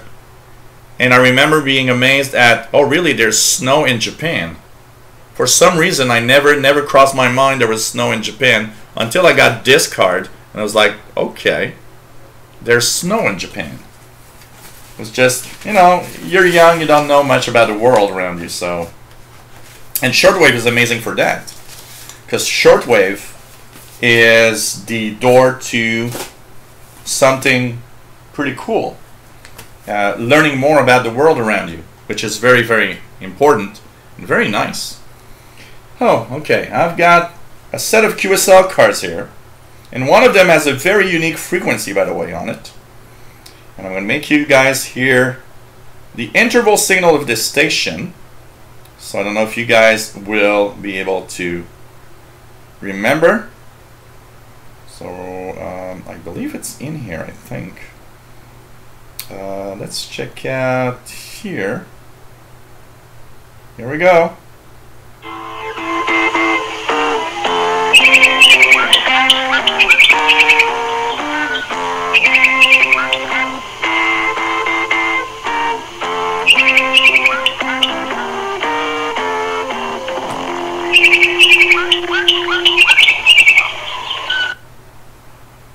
This is a cool one.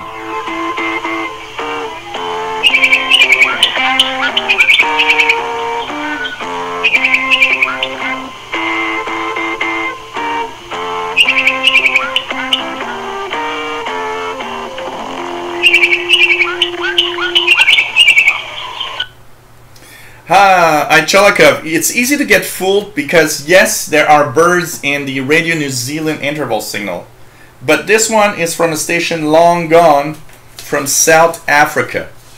It was Radio RSA. And here are some beautiful Radio RSA QSL cards. The one at the top here is my first ever, and it's from a report of 6th of April 1983. This is another one, two other ones. And I'm going to show you guys one of the seldom used international broadcast bands. Hello there, Gary Scroggins. Nice to have you here. Look at that, guys. I've got, okay, here's more Radio RSA QSLs.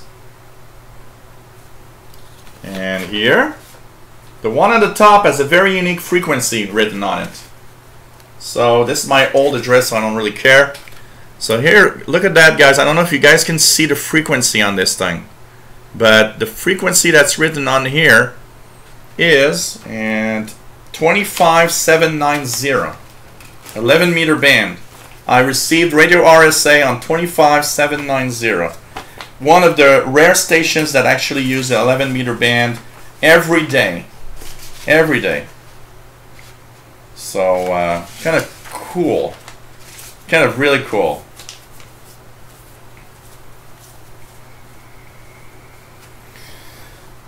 Cool, John. I will absolutely.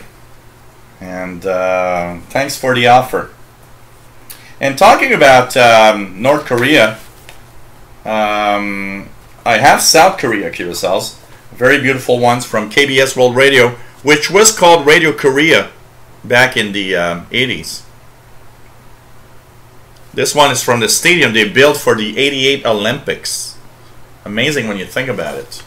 Radio Korea. The first ever QSL I got from Radio Korea is the QSL that I'm going to show you.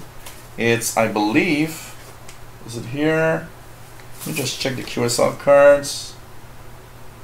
Okay, the first ever QSL I got from Radio Korea is the one on the right side here, the beautiful lady here. And I remember I was so amazed receiving a letter from Korea. It was just so amazing. It's just amazing when you think about it. Beautiful cards, beautiful, aspect. This one. This is another one that's interesting. This is from Radio Taiwan International, by the way, guys. Was called at some point the Voice of Free China. And these are QSLs from the Voice of Free China. These are QSLs from what today is called Radio Taiwan International. Hey, you guys, you want to have some BBC QSL cards? Here's two of them. Two BBC QSL cards, guys. So these are two BBC QSL cards I got. Pretty cool. I don't have North Korea, unfortunately. I really want to have one. Big Ben Chanton. So, you know, will Shortwave have a rebirth or anything? I don't think so. But it will always be there. I think it will always be there. That I do believe it will always be there. So, you know, it's really something unique. Just gonna check quickly here if there's anything. There are some really interesting stuff. Some really unique QSLs. Yeah, a few QSLs here. Some that I cherish a little more. Hard to get QSLs like not here. So here, of course, is Tanzania. This is Radio Tanzania Dar es Salaam. This is a really, really cool QSL because this one was hard to get. Here is Argentina on the bottom. What else do we have here? Radio Netherlands QSL right here. Radio Netherlands QSL. I've got tons of them, but I'm going a little faster now because I don't want to do a 12-hour show. But these are nice. One that's really cool here. Another one that's extremely important. Some of the tough to have ones. The Lesotho National Broadcasting Service. Look at that, guys. These are stations that are very difficult to get QSL cards. Special card for the 35th anniversary of the DX party line. Look at that, guys. A special QSL for the 35th anniversary of the DX party line. Another one here at the top, Voice of Indonesia. Look at that. Voice of Indonesia. So tons of really cool QSL cards over the years. Tons of really cool QSL cards. And I cherish this collection so much. I mean, it's just amazing. And it's just amazing when you think about it. Mike DeVita, nice to have you here. No worries. It's not always easy to be there all the time. Hey, Cholikubs, yeah. A lot of stations were on 11 meters, pretty active in the 80s. Even part of 90s, yeah. Even Radio France was using that. So Radio RSA is what today is Channel Africa. Channel Africa is actually the what's left of Radio RSA, by the way. Really nice. Southern Illinois then. Do you think it's okay to get old QSL cards on eBay, and should I be worried about fakes? I would.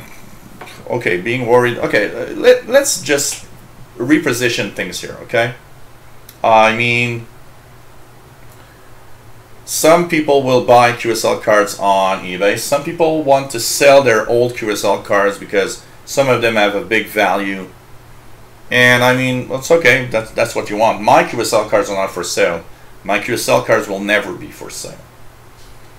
That said, as long as you're okay with the fact that buying a QSL card from a station represents an artifact from a station, but it's, you know, there's a lot of things in there because I cherish my collection because I worked hard to get these cards by myself. of stations I received by myself. So when you get to buying QSL cards, my interest isn't that good on that, because it's, well, you know, it's a QSL card of a station I never heard, and it's not my report that I sent to get it back. That said, I would probably be interested in getting QSL cards of stations I don't have, for just the pure side of, well, it's cool, you know, these are things I don't have, but I was able to get it. But you know, it's not you getting that card. You didn't get that QSL. You didn't earn it by receiving a stations or anything. But it's okay to buy one. As for getting fakes, I don't know. Could you get fakes? Possibly, yeah. Could be possible that somebody would print out cards that are exactly like the original, but you know, I don't think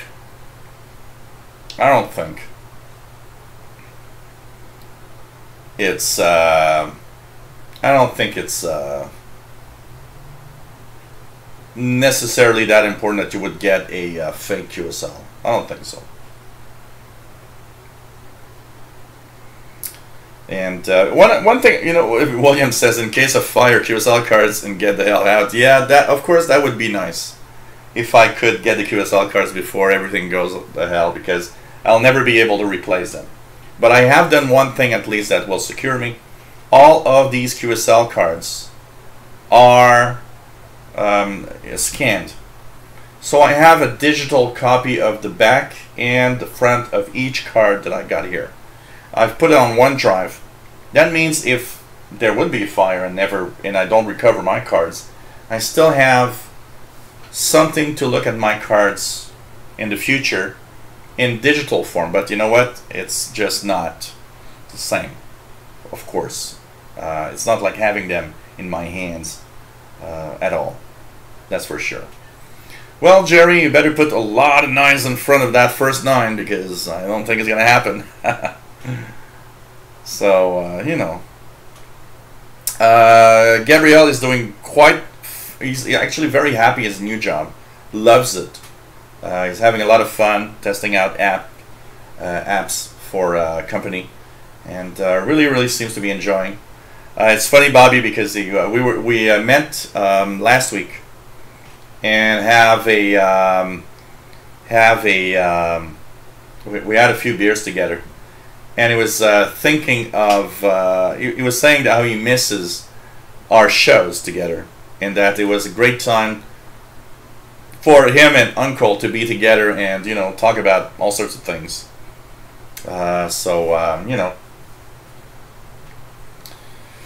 Yeah, well, it depends, Lloyd Armstrong, because I've seen some very rare QSLs go for very high prices, but for the most part, I don't think that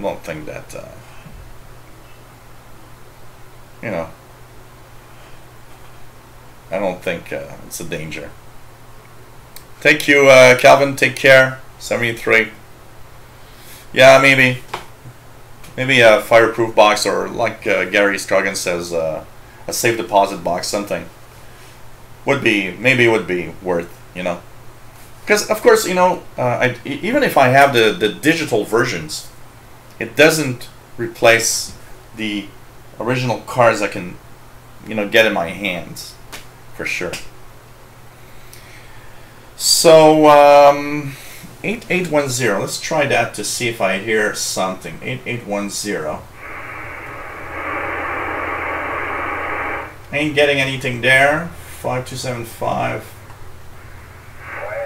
Yep. These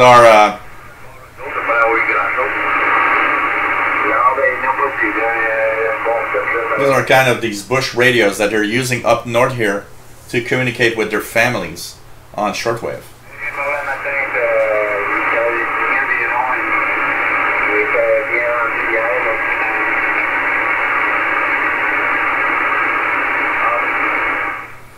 So let's just check for pirates one last time.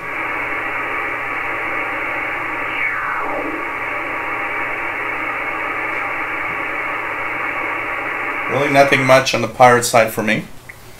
So, you know, it's, well, you know, Southern Illinois Sam, that's the question. I don't think it's legal. I don't think it's legal. I think these are leftover radios from the time there was something called Radio Alma, which was a Northern Quebec phone service patch that was in the 80s and part of the 90s to help people that are very far in, you know, these fishing chalet and places very far north where there's no phone to communicate. And I think these things are like the leftover Radio Alma stuff, but because Radio Alma doesn't exist anymore, these radios just got, like, you know, into the nature and everybody's using them. But I gotta say that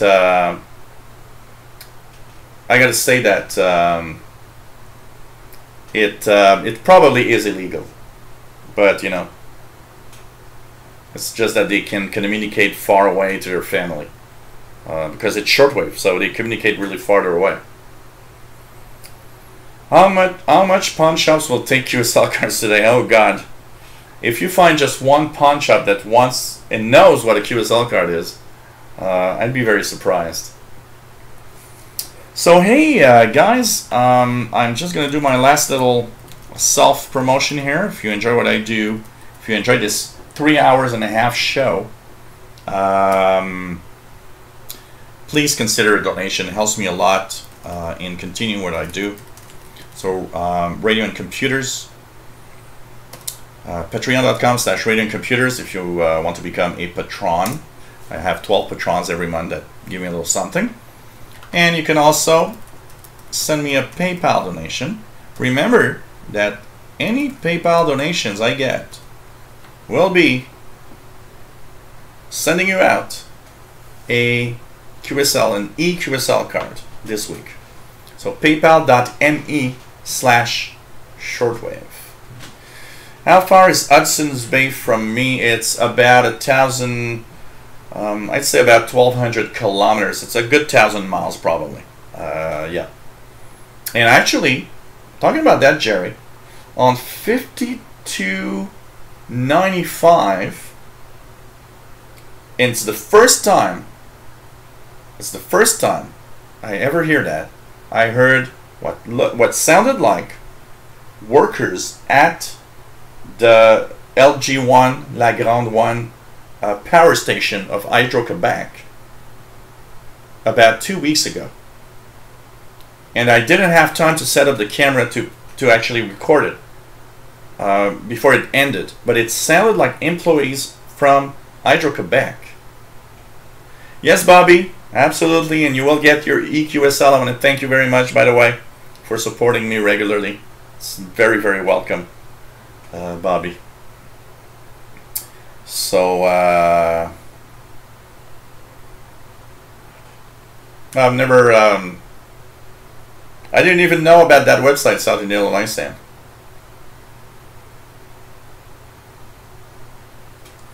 So, you know, hey Scott George, I know that QSL card has my cousin was a ham, but he hasn't set up his tube set since he moved. He's got to do something about that radio for sure. So, yeah, listen to that. You know what? I heard them once, never heard them again since then. So check it out. 5295 is the frequency I heard them. They were in French. And they really seem to be like Hydro-Quebec employees talking about something. So, we'll see. So, take care, everybody. Hope you enjoyed today's show, 3 hours and a half. And so remember, this week is the return of all the live shows for all my fans.